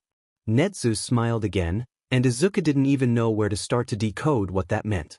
"Well, let's start with your worst and work our way up, shall we?" he hummed, sorting through papers. "Your literature results were as we both expected, and you will be given a list of books to complete and an essay of your choosing for each one to finish alongside your normal workload. For math, you are about where you need to be for the classes you'll be taking, so you won't need any supplemental work, but if you find yourself struggling, do ask for help, yes. History was above average for your age, and you will do well in the second-year classes, and in science you did very similarly. For English and quirk theory, you passed with flying colors. Should you choose, you will be able to test out of the classes your peers will be taking. If you do decide to do that, however, I would like to request you consider allowing me to take you on as a personal student during the PRDS you will be missing. I do believe that we would make an extraordinary team and that you would be able to learn much from what I have to offer." Izuku took a long second to decipher what he was told, and felt his brain slowly reboot. "Passed? He didn't expect to do well on the literature portion, to be frank, and he expected to do a bit worse than he did in math, but even still, he passed the test. And with flying colors on his favorite subjects. He could test out and take personal lessons with the Nedzu, future principal of UA and renowned genius. Instead of relearning subjects he was well acquainted with, he would be an absolute fool not to take up the offer. Nedzu's expression took on a more manic gleam, and he leaned forward in his chair. "I take that as a yes, then?" he said, his voice sparkling with excitement. Izuku looked up from where he had been staring at his hands and realized he must have been muttering. It didn't take them longer than 10 minutes to come up with a game plan for lessons and get the ball rolling. After emailing the quirk theory and English teacher and getting permissions where needed, it was all but set in stone.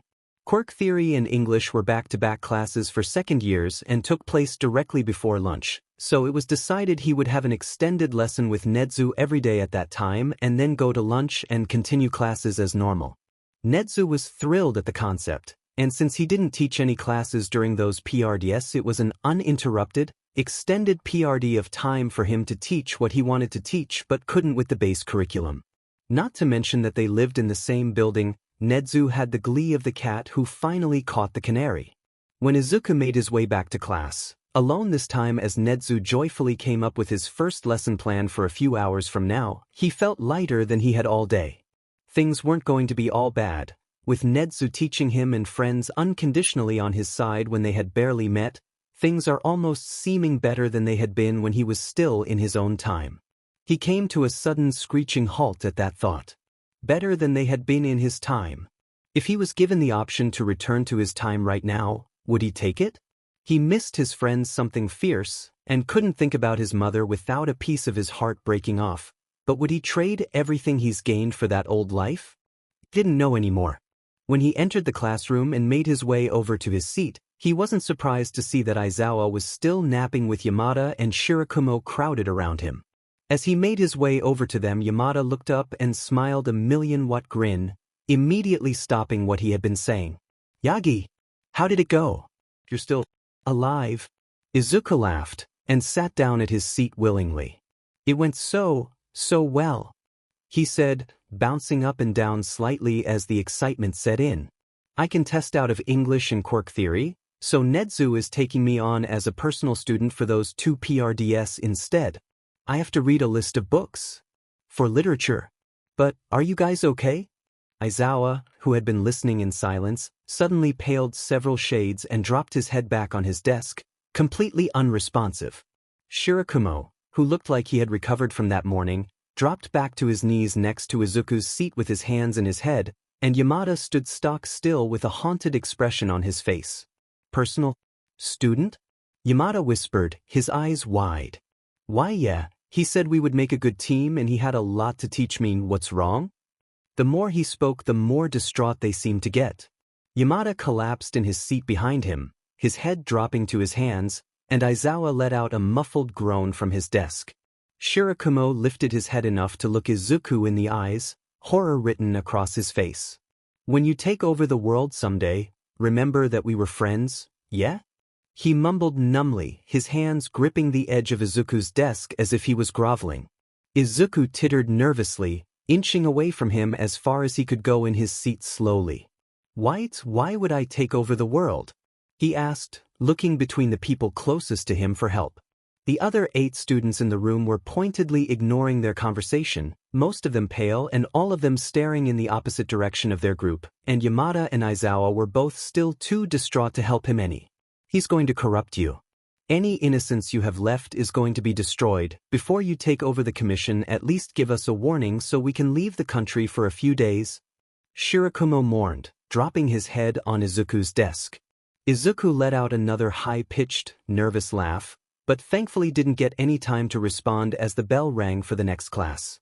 Shirakumo stood and slunk to his desk, the color not yet returning to his face, and Aizawa lifted his head enough to stare to the front of the room with dead eyes. He wasn't sure what all of that was about, but surely everything would be fine. Notes. Edited May 17, 2022. Chapter 11. Chapter 11. Summary. Izuku is having a very bad, no good day. Notes. CW. dissociation, and a minor panic attack. See the end of the chapter for more notes. Today we will be learning how to hack into government agencies. Izuku takes back everything he thought about what he was getting into.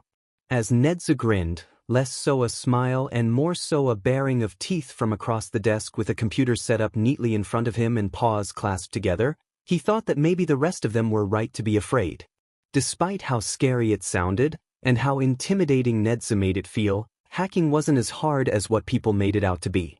After the extended PRD together, Izuku had a basic grasp of it and could successfully get past a weak firewall. He wasn't quite at the point of hacking into any government agencies like Nedzu was so keen for him to do, but with how fast he was picking up the basics, he almost believed he might be able to do it someday. Not that he would do anything with this skill set, of course. But he couldn't lie and say it wasn't something he was pleased to have under his belt. Izuku left his office with a large grin on his face and the homework assignment to hack into any UA teacher's computer or email as he saw fit, after an extensive amount of time promising him that he wouldn't get into any trouble and that Nedzu would vouch for him if he was caught, though the goal was to go undetected. He was lucky enough to run into Kayama on his way to the lunchroom. He immediately bounced over to her, any hesitations about her erased after yesterday's lunch, and hummed to himself as he stuck by her side to ease through the crowds. "Why aren't you with the other three today?" she asked as they finally made their way to the line. Izuku laughed quietly and prayed that she didn't have the same reaction as the rest of them before muttering that he had private lessons with Nedzu instead of quirk theory and English classes. She did pale several shades, but before she could stutter out any questions, the glimpse of a person sprinting towards her, a blur of motion with their arms stretched out wide towards Kiyama's back, caught Izuku's eye. Izuku sputtered in shock and backed up a step, but before he could say anything they were on top of her, arms wrapped around her head and legs hitched around her waist. For her credit, she barely let out a yelp of surprise before she was shifting her balance to hold the weight of the new student, grabbing their legs as she stumbled forward a bit. From the look on her face that he could see between the person's arms, she wasn't as much scared as she was exasperated. Izuku gaped, watching as she shook the person off of her with an irritated hiss. The new person was laughing, and he shifted his attention to them just as they walked out from behind Kiyama, a large grin on their face. "Ida?" he whispered, voice cracking a bit. He felt some of the color draining from his face, and his heart jumped to his throat. He turned to look fully at Izuku, and he relaxed a small bit when he saw their full profile. This wasn't his Ida. That must mean, "Do I know you?" he asked, not unkindly as he smiled a bit. Izuku blushed and shook his head, averting his eyes to his shoes. No, we haven't met. I just recognized you from some stuff I've heard. You come from a hero family, right?" He stuttered, nervously clasping his hands together. Ida smiled and nodded along with him. Yeah, I do. It's not common that I get recognized from that stuff." He laughed, face scrunched up. He was very different from his brother, and seemed much more laid back and carefree. He didn't think it was possible to miss the redwood-sized stick up his friend's butt, but he almost found himself doing just that as the older Ida turned to face Kiyama with a big grin on his face. Apparently, the older Ida was a part of the rooftop gang as they called themselves, but he only sat with them every other day as he alternated between them and his class's table, 2B. He was the unknown number in the group chat that hadn't texted yet. He said he wasn't as rambunctious as Yamada and Shirakumo were and found out quickly that any of his texts were quickly buried underneath their spam-like messages, leading to him not messaging unless the chat was quiet or it was important. They made it through the line relatively quickly, and Izuku found himself drifting off in thoughts as he watched the two interact. He frequently found himself trapped in between missing his old home with everything he had and an unbalanced sense of peace, almost joy with where he was at the moment these days. He didn't think himself weak or easy to destabilize with everything he's been through. Everything life has thrown at him has been overcome in one way or another, has been something he was able to push aside. Everything he's ever worked for was to be a hero, until it wasn't. Until he realized how much his mother cared, how kind and loving his friends were. The last year of his life has been something that has changed his outlook on everything, and just as he found himself completely and perfectly settled in where he was, it was taken away from him. He was adaptable, but he had been secure. Now that that's gone. Yagi? Now that that's gone, he doesn't know what he's supposed to be. He finds himself trapped in between a rock and a hard spot, missing his old life and everything it gave him, and wanting to find that peace, that security in his new life. And that's what it was, wasn't it? His new life. He'd been here long enough, he doubted there would be a miraculous change of events that could send him back. Even if it had only been about 2 days, the longest recorded time travel was an hour. And even if he was sent back, he would still find himself in this spot of insecurity, missing the life that he had for such a short period of time. It's hard to believe it had only been a few days since he was sent here. He's left everything he'd ever loved behind, and didn't even grieve past a full 24 hours. Hey Yagi. Is he broken for that? He misses them something fierce, but he didn't feel the soul-crushing weight he felt the first night here. Maybe it was the bonds he was making, maybe it was that adaptability thing he was talking about. Maybe it's because he knew, no matter how much he loved his friends and his mom, there was always something missing, something unsettled and out of place in his life. He'd never felt like he truly belonged. It had been easy to chalk up to being quirkless in his younger years, and once he received his quirk it was easy to say it was because he was a quirkless soul shoved into a quirked body, but now that he was here, he almost felt like he fit. Dags? He blinked slowly. Alright, that was his name, wasn't it? He wasn't a Midoriya anymore. Yagi Izuku, pro-hero in training Quandom. Deku has died and been left in a time he couldn't return to. That's right, come on. Can you look at me? He hummed slowly, blinked a few extra times for good measure. He could see Yamada sat across from him, so close their knees were touching. He had his hands on either side of his face, his odd eyes boring into Izuku. He didn't notice before that only one of his eyes had the rings around the pupil. The other one was a similar shade of green, but distinctly different in its pattern and just slightly darker. How strange. It's because it's a contact. He deadpanned. He heard someone snort a half-laugh behind him. Do you know where you are? He shifted his face out of Yamada's hands to look around a bit. Surprisingly enough, he was on the roof. Kayama, Ida, and Shirakumo sat over to the side while they ate their lunch, and Aizawa sat on his other side, watching them closely. He nodded, and felt a bit of the fluff in his brain clear out. He hummed to himself, the buzzing in his brain settling that last piece that had drifted off into place. He looked back at Yamada, who looked a bit more relaxed than he did before. Sorry, he mumbled, looking just above Yamada's shoulder. Guess I got a bit distracted? Yamada huffed a bit, and shook his head. You were mumbling up a storm, apparently sometime after the lunch line you got a bit unresponsive. Has that happened before? Izuku tilted his head in thought. He could name a few times in his life when that feeling came over him and he found himself floating off, but he had either been alone or nobody noticed. He shrugged a bit. I mean a little bit. It's not really a problem, sometimes I just get stuck in my head. He spared a glance over at Ida, and Yamada followed his gaze before flickering his eyes back and forth between Izuku and Ida, a bewildered expression on his face. Izuku blushed a bit and ducked his head, and Aizawa let out a thoughtful noise. Does this have to do with what you were going to tell me this morning? He asked, voice carefully guarded. He saw the two on the other side of the roof glance over, sneakily staring between him and Ida, who looked very confused. Sort of. He mumbled. He looked over at Ida again and spotted his kicked puppy expression, and immediately backpedaled, flailing his hands with a bright red face. It's not you, you just remind me of someone I used to know, you know? You didn't do anything, I just got stuck in my head thinking about that stuff. He finished lamely, looking back down at his shoes. Yagi's shoes, not Midoriya's. Yamada hadn't moved yet and was still sitting directly in front of him, their knees bumping together every time one of them shifted. It was oddly grounding, and sort of comforting in a sense. Oh, I understand, he said, voice shockingly kind. His voice was just like his younger brother's would be, but the tempo in which he talked was so different it helped fish any remaining feelings back to the present easily. I'm not offended or hurt or anything. He was sure if he looked over he would see a kind smile and squinted eyes, but he almost couldn't bear to see it at the moment, so he stuck with offering Ida's knees a small smile. Close enough. Thankfully, the rest of them knew not to bring anything up and easily directed the conversation into easier topics. Izuku was almost disappointed when Yamada shifted farther back, but he soon found his face flaming a bright red when he simply grabbed his lunch tray and sat back down next to him, their knees touching just enough for it to be grounding.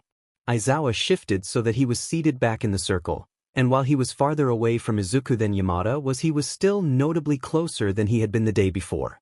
The rest of lunch passed quickly and Izuku was easily absorbed into the conversation. Kiyama spent her time making as much contact with Shirakumo as possible and all but purring in his ear, who on his end was a shade of red so bright it clashed with his hair and made him look like an overripe tomato. Yamada and Shirakumo asked him how his lessons with Nedzu went and were distraught when they heard his homework. Ida, for his part, didn't seem as heavily affected by the information as the others had been, but still looked a bit unsettled at the concept. It was comfortable. They left the roof earlier than they had the day before. He had the sneaking suspicion it was thanks to Ida, but would wait to confirm his theory until the following day when he wouldn't be eating with them. When they arrived at the classroom, the other students were slowly trickling in, and Nedzu was already seated at his desk with the same feral grin he had had all day. Pointedly ignoring whatever that was, they stalled the time before the bell rang to tease Shirakumo over Kiyama and their date. Izuku didn't miss the exasperated looks he sent the other two, but had no idea what they were over, so he didn't dwell for too long. The second the bell rang, the whole class was silent and seated, waiting for Nedzu to tell them what they were doing. Good. Everybody is on time. A pointed look to the four of them. Today is the USJ, as I'm sure you're all aware, so I would like everybody to go to the locker rooms to change into their costumes. Yagi, yours isn't quite ready yet, but it seems Hatsum is taking it upon herself to finish the entire thing, so it won't be too much longer. Izuku felt the smile drop off his face almost instantaneously, and grabbed the edge of his desk with an iron grip at the announcement. The USJ. His class hadn't made it a habit to return to the USJ after the incident that occurred their first week. Any and all rescue training was done on campus with help from Cementos and 13, and while it wasn't quite the same thing, it was as close as many of them were comfortable getting for the time being. They had been informed that they would put off USJ trips until the end of their first year to save them from any unnecessary panic and to give the school time to crack down on security and construction for the building. He hadn't been back there since. He reached his hand out and snatched the end of Aizawa's jacket before he could fully stand. He turned around with a questioning look on his face, but immediately looked a bit more serious when he saw the expression on Izuku's face. "Hey, what's wrong?" he asked, shifting so he was directly next to Izuku's desk. The hand that wasn't grabbing Aizawa's coat was still latched painfully on the desk, his head bowed down as his shoulders shook faintly. Yamada came over and stood on his other side, and he was almost hyper-aware of Shirakumo talking to Nedzu before leaving the class after the rest of his class, glancing back with a worried expression. Yamada reached down and put his hand on top of the hand grabbing the desk, gently rubbing the knuckles in an attempt to loosen his hand. "Yagi, what's up?" Yamada asked, voiced the same level tone he had used on the roof. How embarrassing, he couldn't even make it a full PRD without humiliating himself in front of his friends. "Stop it, we want to help you," Aizawa chided, moving his hands down to hold Izuku's where Izuku's clung to his jacket. This was going to be harder to explain. How could he tell them that the last time he was in the USJ he was attacked by a group of villains and his teacher, Aizawa himself, was almost killed when they didn't know he's even heard of the USJ before? He shook his head and willingly clung to their hands. Taking a deep breath, he looked up and risked a glance at Nedzu's desk. The knot-rat sat in his seat, watching them with something almost akin to regret. When Izuku made eye contact with him, Nedzu mimed taking a deep breath. As he followed along shakily, Nedzu hopped down and made his way over to them. "I apologize, Yagi. I wasn't aware that the USJ would be a triggering location for you," Nedzu chirped quietly. He took another shaky breath and nodded slowly. It's okay. I should be able to handle hearing the word without panicking. I'll get over it," he muttered. He released his hold on his friend's hands, red at the ears, and failed to miss the slightly disappointed look Yamada had or the matching pink ears that hid under Aizawa's hair. Even still, Nobody knows the extent of what you've been through other than you, Yagi-kun. Don't apologize for having gone through things your classmates can't imagine. Nedzu murmured. Are you okay to participate today? Izuku didn't take a second's pause before he answered. Yes. I need this training, arguably even more so than my classmates. Plus ultra, right? He didn't miss Nedzu's smile at the school's familiar saying. We will make it a better experience than what you've had before. Now, hurry up and go change, you're all late. The three of them made their way to the locker room in relative silence. He didn't ignore the fact that the other two were trying to put together the puzzle pieces they had been given, but he doubted they would be able to understand without Izuku giving them the final answer. After all, he wouldn't assume his strange classmate was from the future either. For now, all they needed to worry about was the USJ. They would take it from there. Nobody noticed the set of eyes watching them. Nobody blinked at the extra set of footsteps. The bus ride to the USJ was filled with Izuku's jittering, despite how hard he tried to conceal them. Every time he looked over at Aizawa, he couldn't help the tremors and hitched breath. Aizawa, ever observant, must have noticed a pattern to his fears, but also must have decided that it wasn't worth confronting him over at that moment. To absolutely no one's surprise, the USJ wasn't filled with villains when they arrived. Izuku couldn't help the side glances and the uncomfortable tension he had in his shoulders when he glanced to the center every few seconds, but it was empty. It was designed much the same as he recognized from his first visit, the only visible difference being instead of 13 guiding them along, it was a hero who Izuku faintly recognized from older discords he joined. He was killed in action sometime after Izuku's BRH. If he remembered correctly, needless to say, it was a bit strange. The training went surprisingly well. Aside from the minor, panic attack he had when faced with the flood zone, Izuku was proud of himself for pushing forward. 13th's improvised rescue training had been relatively effective and he was able to keep up with instruction and his classmates with few errors. He didn't fail to notice the concerned glances his friends threw at him, or the fact Nedzu kept him as far away from the flood zone as possible after the first encounter with it, but he was almost grateful for it. When they finally left the USJ, Izuku couldn't help the full-bodied relief that swarmed him as he sat down on the bus and found the sudden loss of adrenaline leaving him a puddle on his seat. He melted against the back of the seat and found himself embarrassingly close to crying from relief it was over. Aizawa and Yamada sat on either side of him, as they had been doing, and Shirakumo sat across from them. He was faintly aware of his other classmates coming in and pointedly ignoring their group out of respect for their privacy, but he couldn't find it in him to acknowledge any of them. Aizawa nudged his shoulder against Izuku, and he took the invitation as what it was without a second of hesitation, slumping against him with a short whine. Shirakumo huffed faintly, but nobody said a word. It was more comfortable that way. Holding Yamada's hand, half asleep against Aizawa's shoulder and bumping knees with Shirakumo, everything felt almost right. Notes. Next chapter sheet's gonna start piecing together, put your guesses in the comments so I can laugh at your theories. 2 hearts 2 hearts.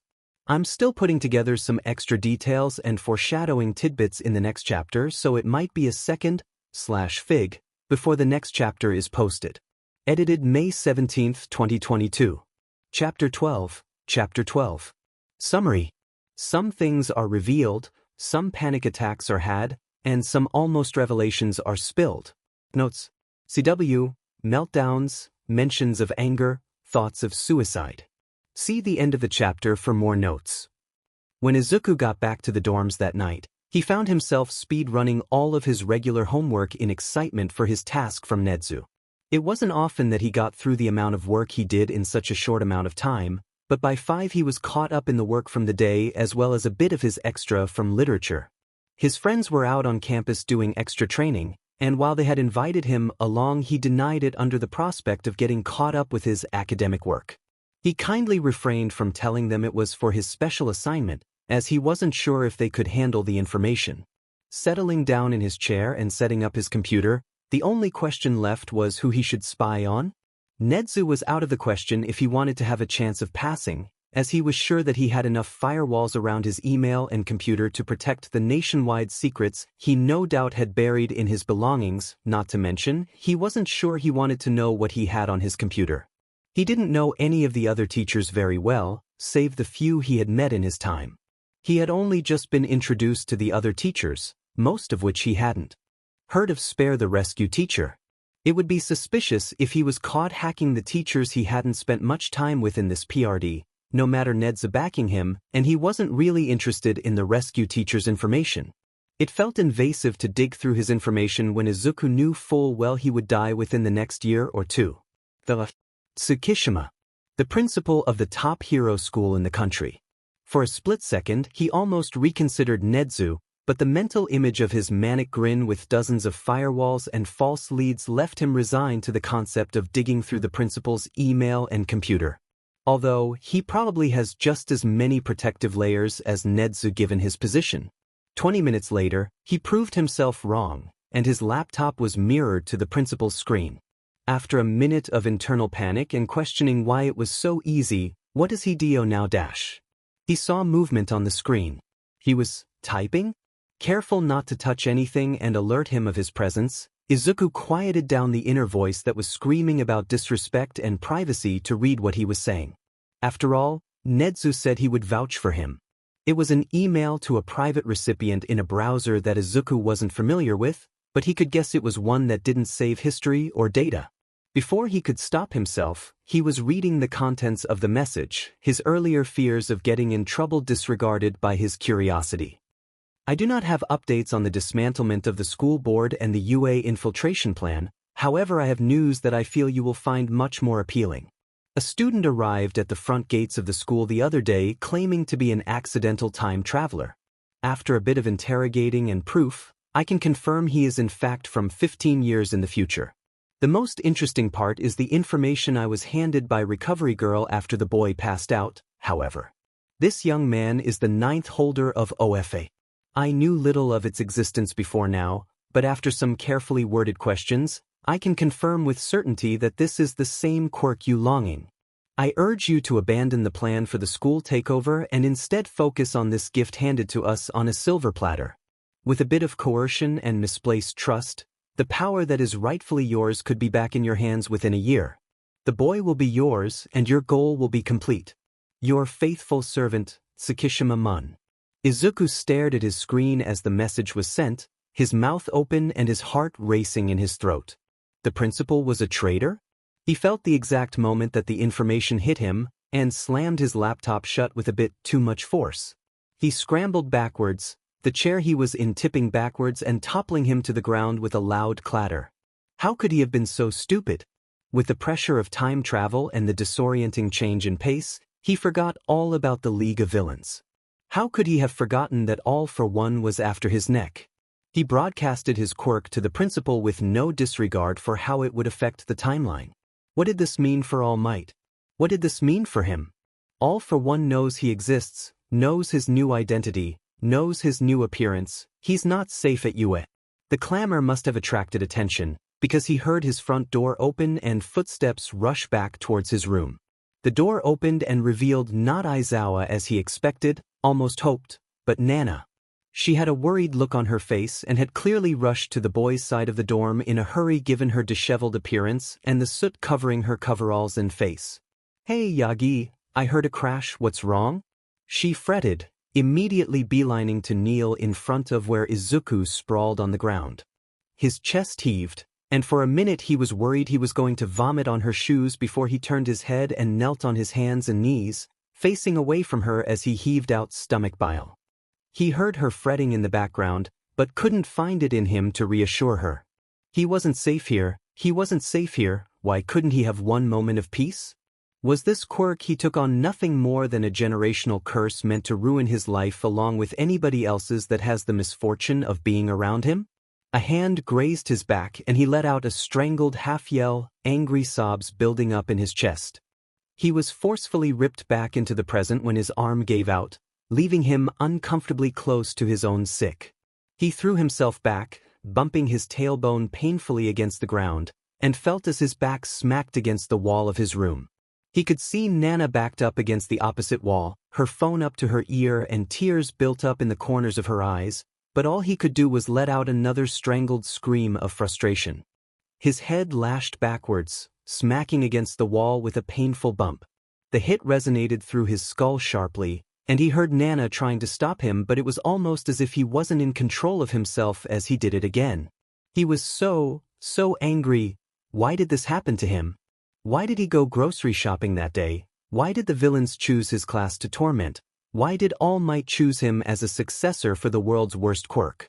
He must have done something truly awful in his past life to deserve this load, as he wouldn't wish this bullshit even on his worst enemy. He should never have accepted his offer, should never have gotten off that roof in one piece, should never have chosen to save Kacchan. If he was dead, none of this would have happened. He could have died and not a soul would have missed him, but instead he chose to put himself through this hell.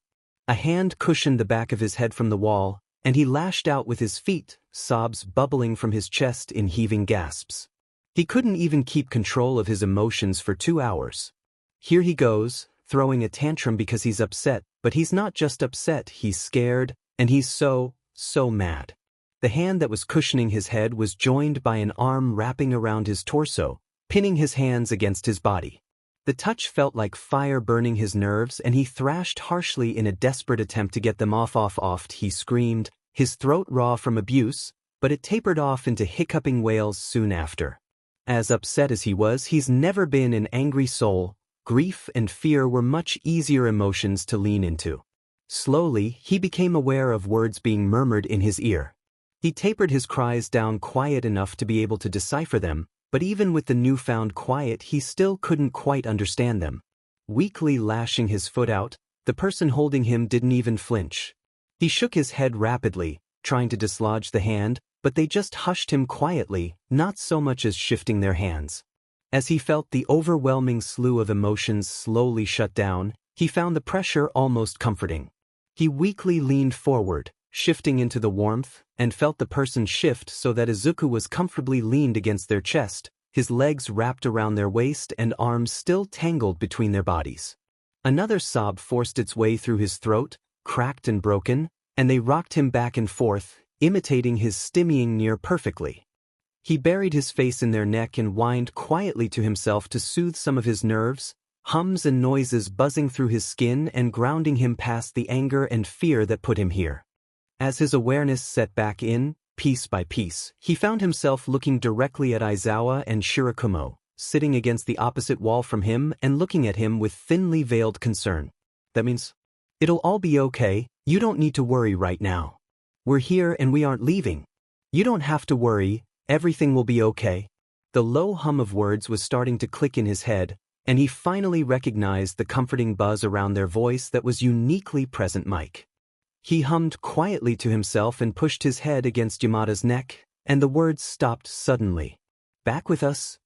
He murmured, voice still buzzing with that something that made his chest rattle with a steady vibration. Izuku nodded weakly, but didn't make to move as Yamada just hummed again, their rocking slowing down to a more comforting lull.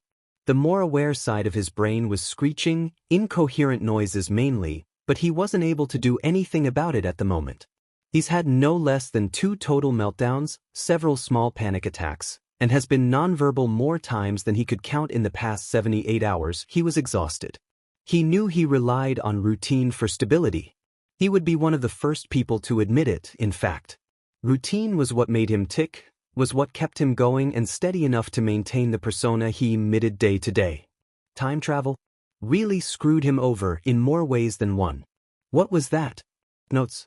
As I stated in one of the earlier chapters, I am in the process of being tested for autism, but I do not have an official diagnosis. If I have portrayed anything wrong or if anything comes across as insensitive, let me know. In a nice way. Don't be mean or I will cry.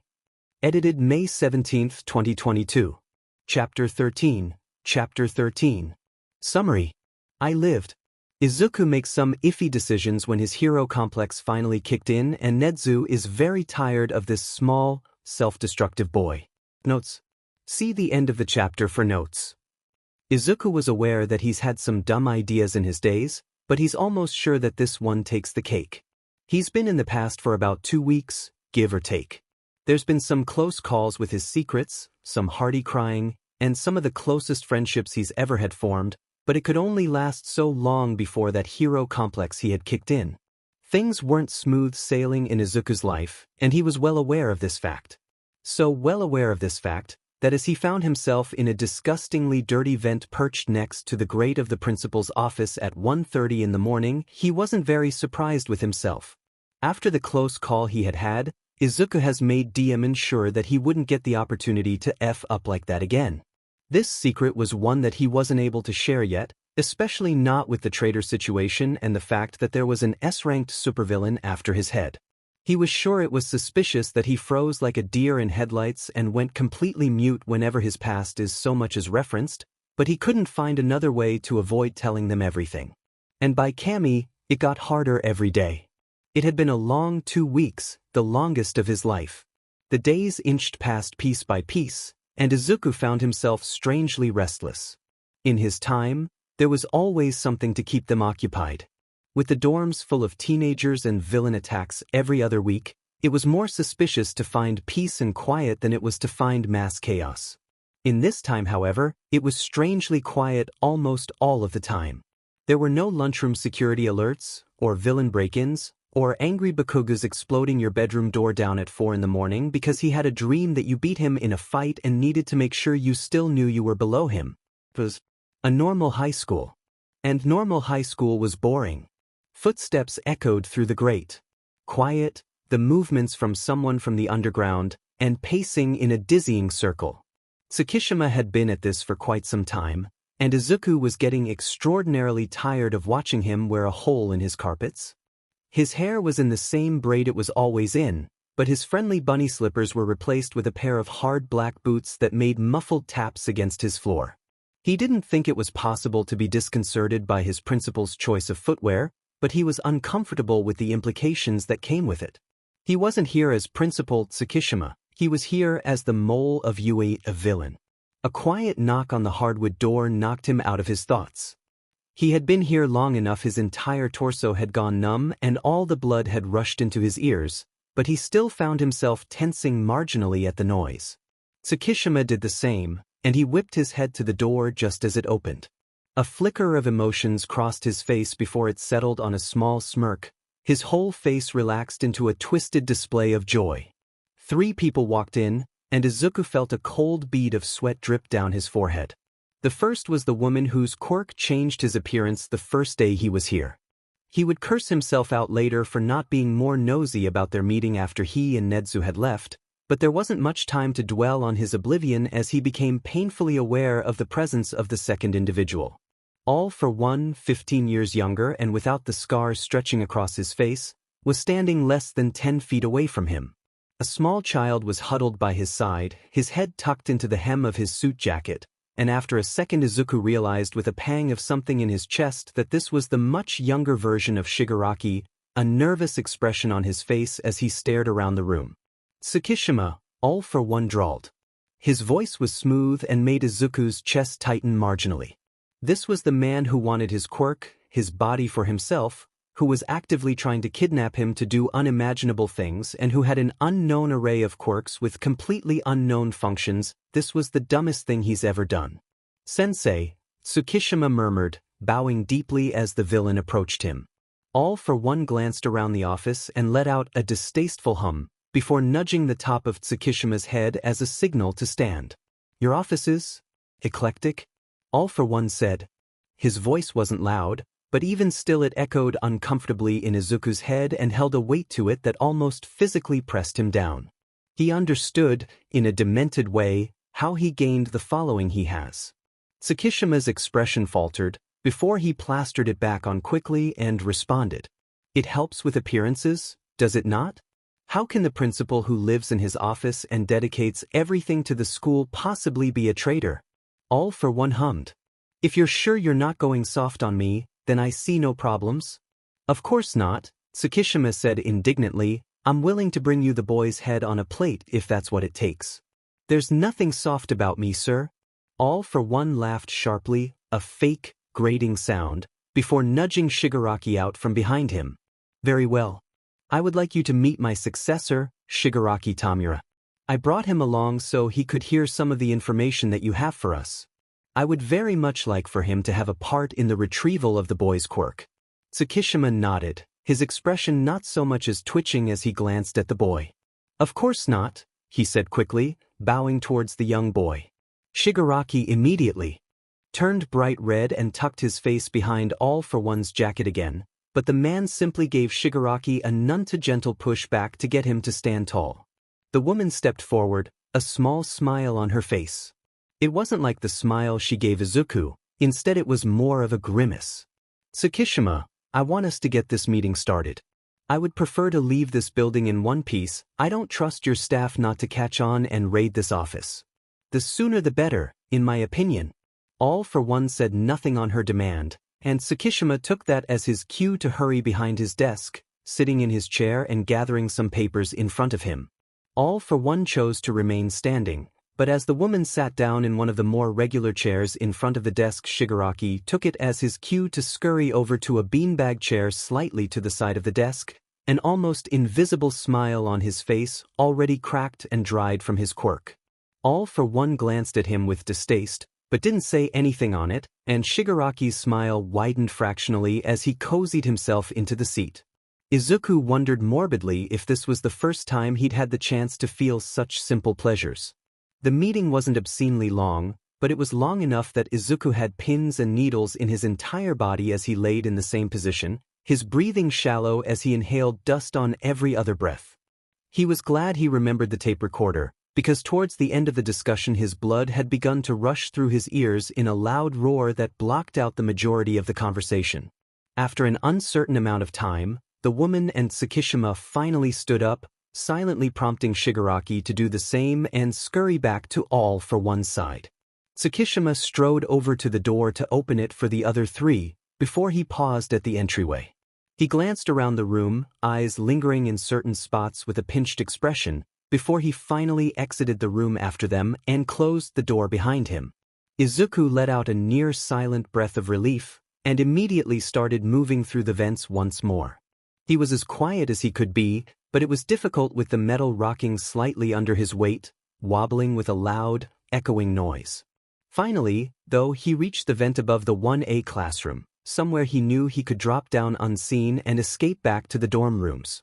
His escape was pleasantly easy compared to his getting into the vents, and he was able to move through the remaining halls quietly using the training he remembered from Aizawa-sensei's classes, making it safely into the night breeze.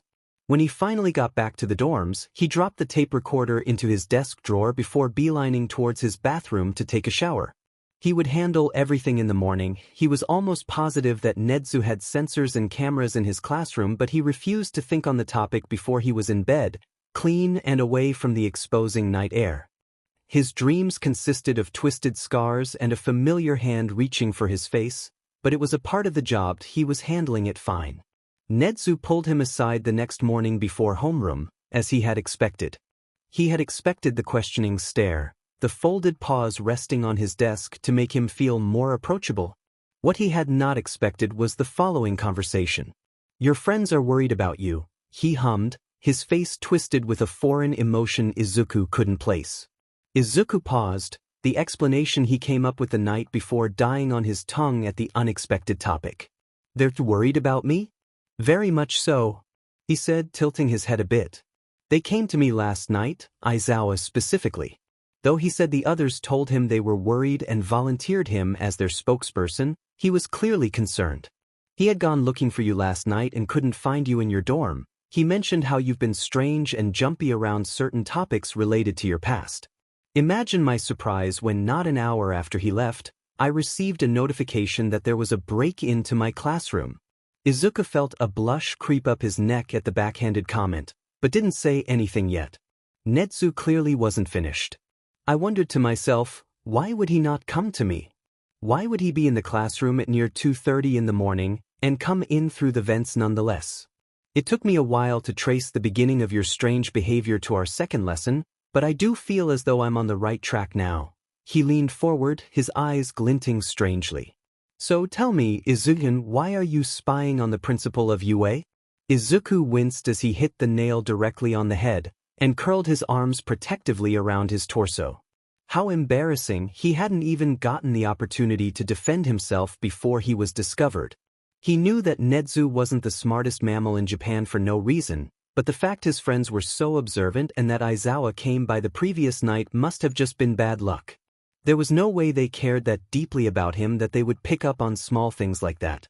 After a moment's pause as Izuku desperately tried to get some semblance of control in the conversation, Nezu sighed lightly and leaned back again. I can't help you unless you tell me what's wrong, but tell me this at least, are you in danger? Izuku paused. Was he in danger? Very much so.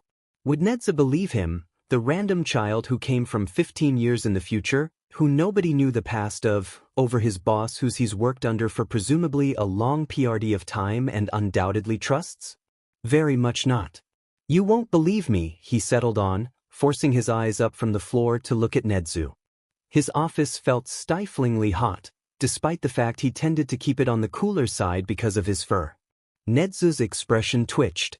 You'll find I'm very easily persuaded to believe, especially when it is the truth that is being told. Izuku just shook his head weakly, turning his head down back to the tiles. Nezu sighed again, heavier and more resigned. Very well.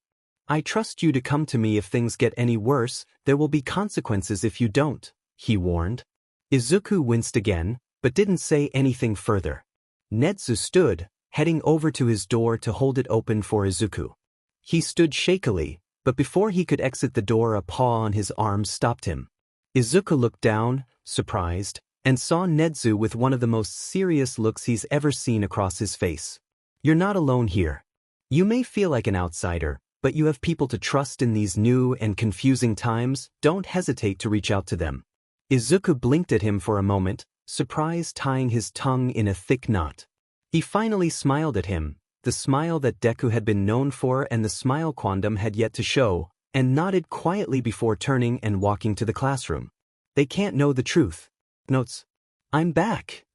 I definitely didn't expect that hiatus I took, but thanks for being patient with me, smiley face. I was suching medication so I was mostly sleeping and playing The Sims there for a while. Edited May 17, 2022. Chapter 14. Update. Summary. Not a new chapter, please read. Lately I have been working on updating and revising old chapters for this FIC. The writing was sloppy since I was really just writing it for myself, but now that this FIC has actually picked up a bit of traction I'm cleaning it up and making it more concise. There are multiple minor details being changed and several major details being fixed, so I do recommend going back and rereading them as I update. Right now I have up through 4 posted. The other chapters are revised and will be updated within the next day or so. Chapters that have been edited have updated endnotes. If you can't tell how far I've gotten or how far you've read, check the notes for edited.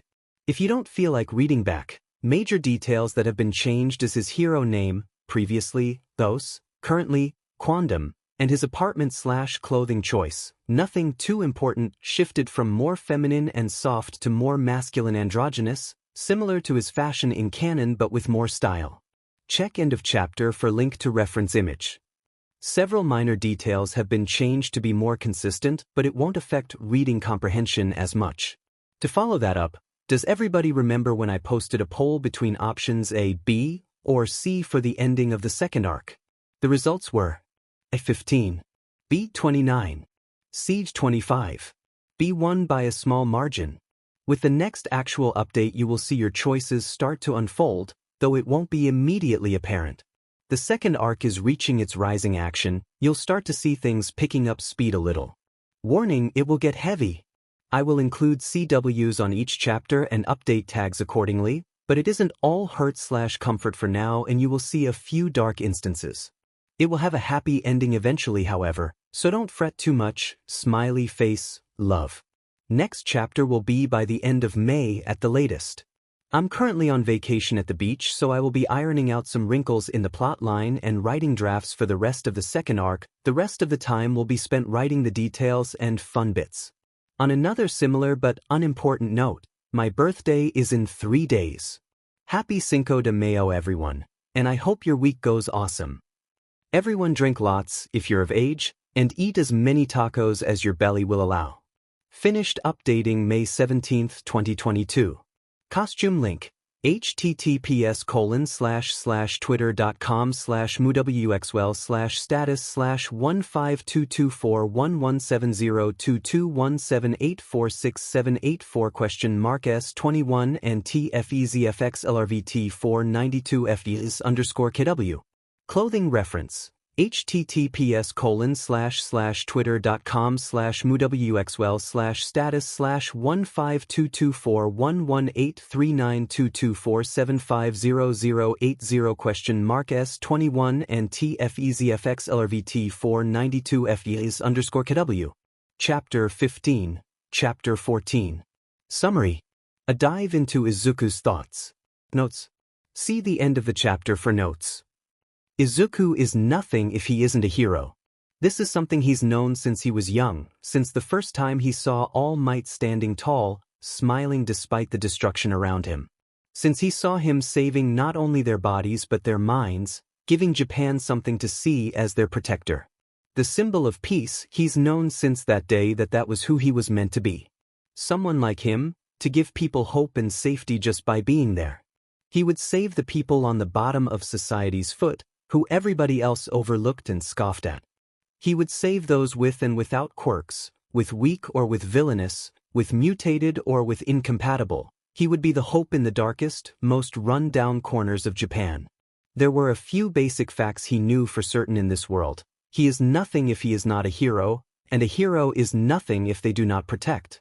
He is 15, gangly legs and clumsy steps, voice cracks and emotions too big for his body. He is 15, and he has seen the worst of the worst through every step of his life. He's the only person in his class to have been through what he has been through, who has seen dozens upon dozens of villains and known that unless you did something, someone would die. Who has fought a renowned serial killer with nothing but sheer determination backing him up, the body of his friend at his feet, and a hero he can't tell if is alive or dead less than a meter away. Who has seen his life flash before his eyes and known that if this was the final fight, at least he would have saved one person.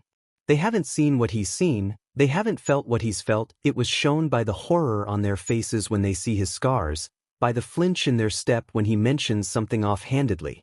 They don't deserve to know, to have their peace tainted, their image of him changed.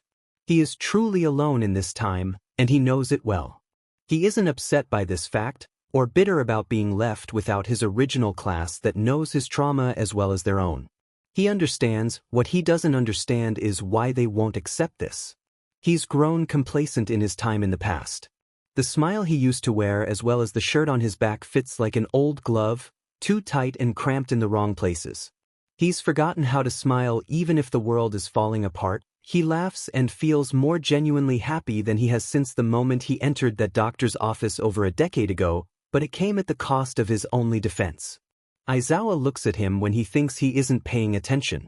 His face is as blank as he remembered it ever being, as some things never change, but he knows he's worried. Yamada has become a second skin to Izuku. Since that day he had his meltdown in his room, Yamada has grown more attached than he remembers anyone ever being to him. He bumps knees with him during lunch, he brushes his fingers along his back after training, he fashions his hair back from his eyes every day before practice. He holds his hand at the USJ and he presses himself against Izuku's back when they idle on campus. It's strange, but still comforting in a way he doesn't know how to identify. His touch burns like fire, but it leaves him warm for hours afterwards in a way that he finds nearly impossible to replicate. Shirakumo, however, is easily the most open with his concern. Whereas Aizawa and Yamada have made themselves a pillar in his life, a place to fall back on if he crumbles, Shirakumo has made himself a frontline soldier in the battle where he doesn't know heads from tails. He questions him relentlessly, hoping for a slip-up and a small piece of information to help him on his crusade, and watches him with a hawk's eye for anything that could give away clues. Izuku loves his friend dearly, but it does make this whole lone soldier shtick much harder. Shirakumo is loud and with a crude sense of humor, but he is observant, and he loves his friends more than anything in this world. He knows minimal about Izuku's battle, but he knows that he would go up to bat in a heartbeat. He just needs to know where he's swinging.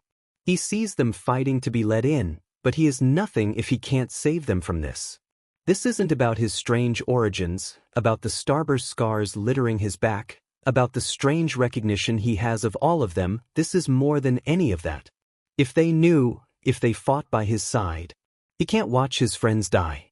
So when Aizawa brushes against his shoulder, an almost pleading look in his eyes, and when Shirakumo presses his hands against Izuku's cheeks with trembling fingers, he can do nothing other than look away and tell himself it's for the best. He'll save them, even if they don't know they're being saved. It's what a hero does.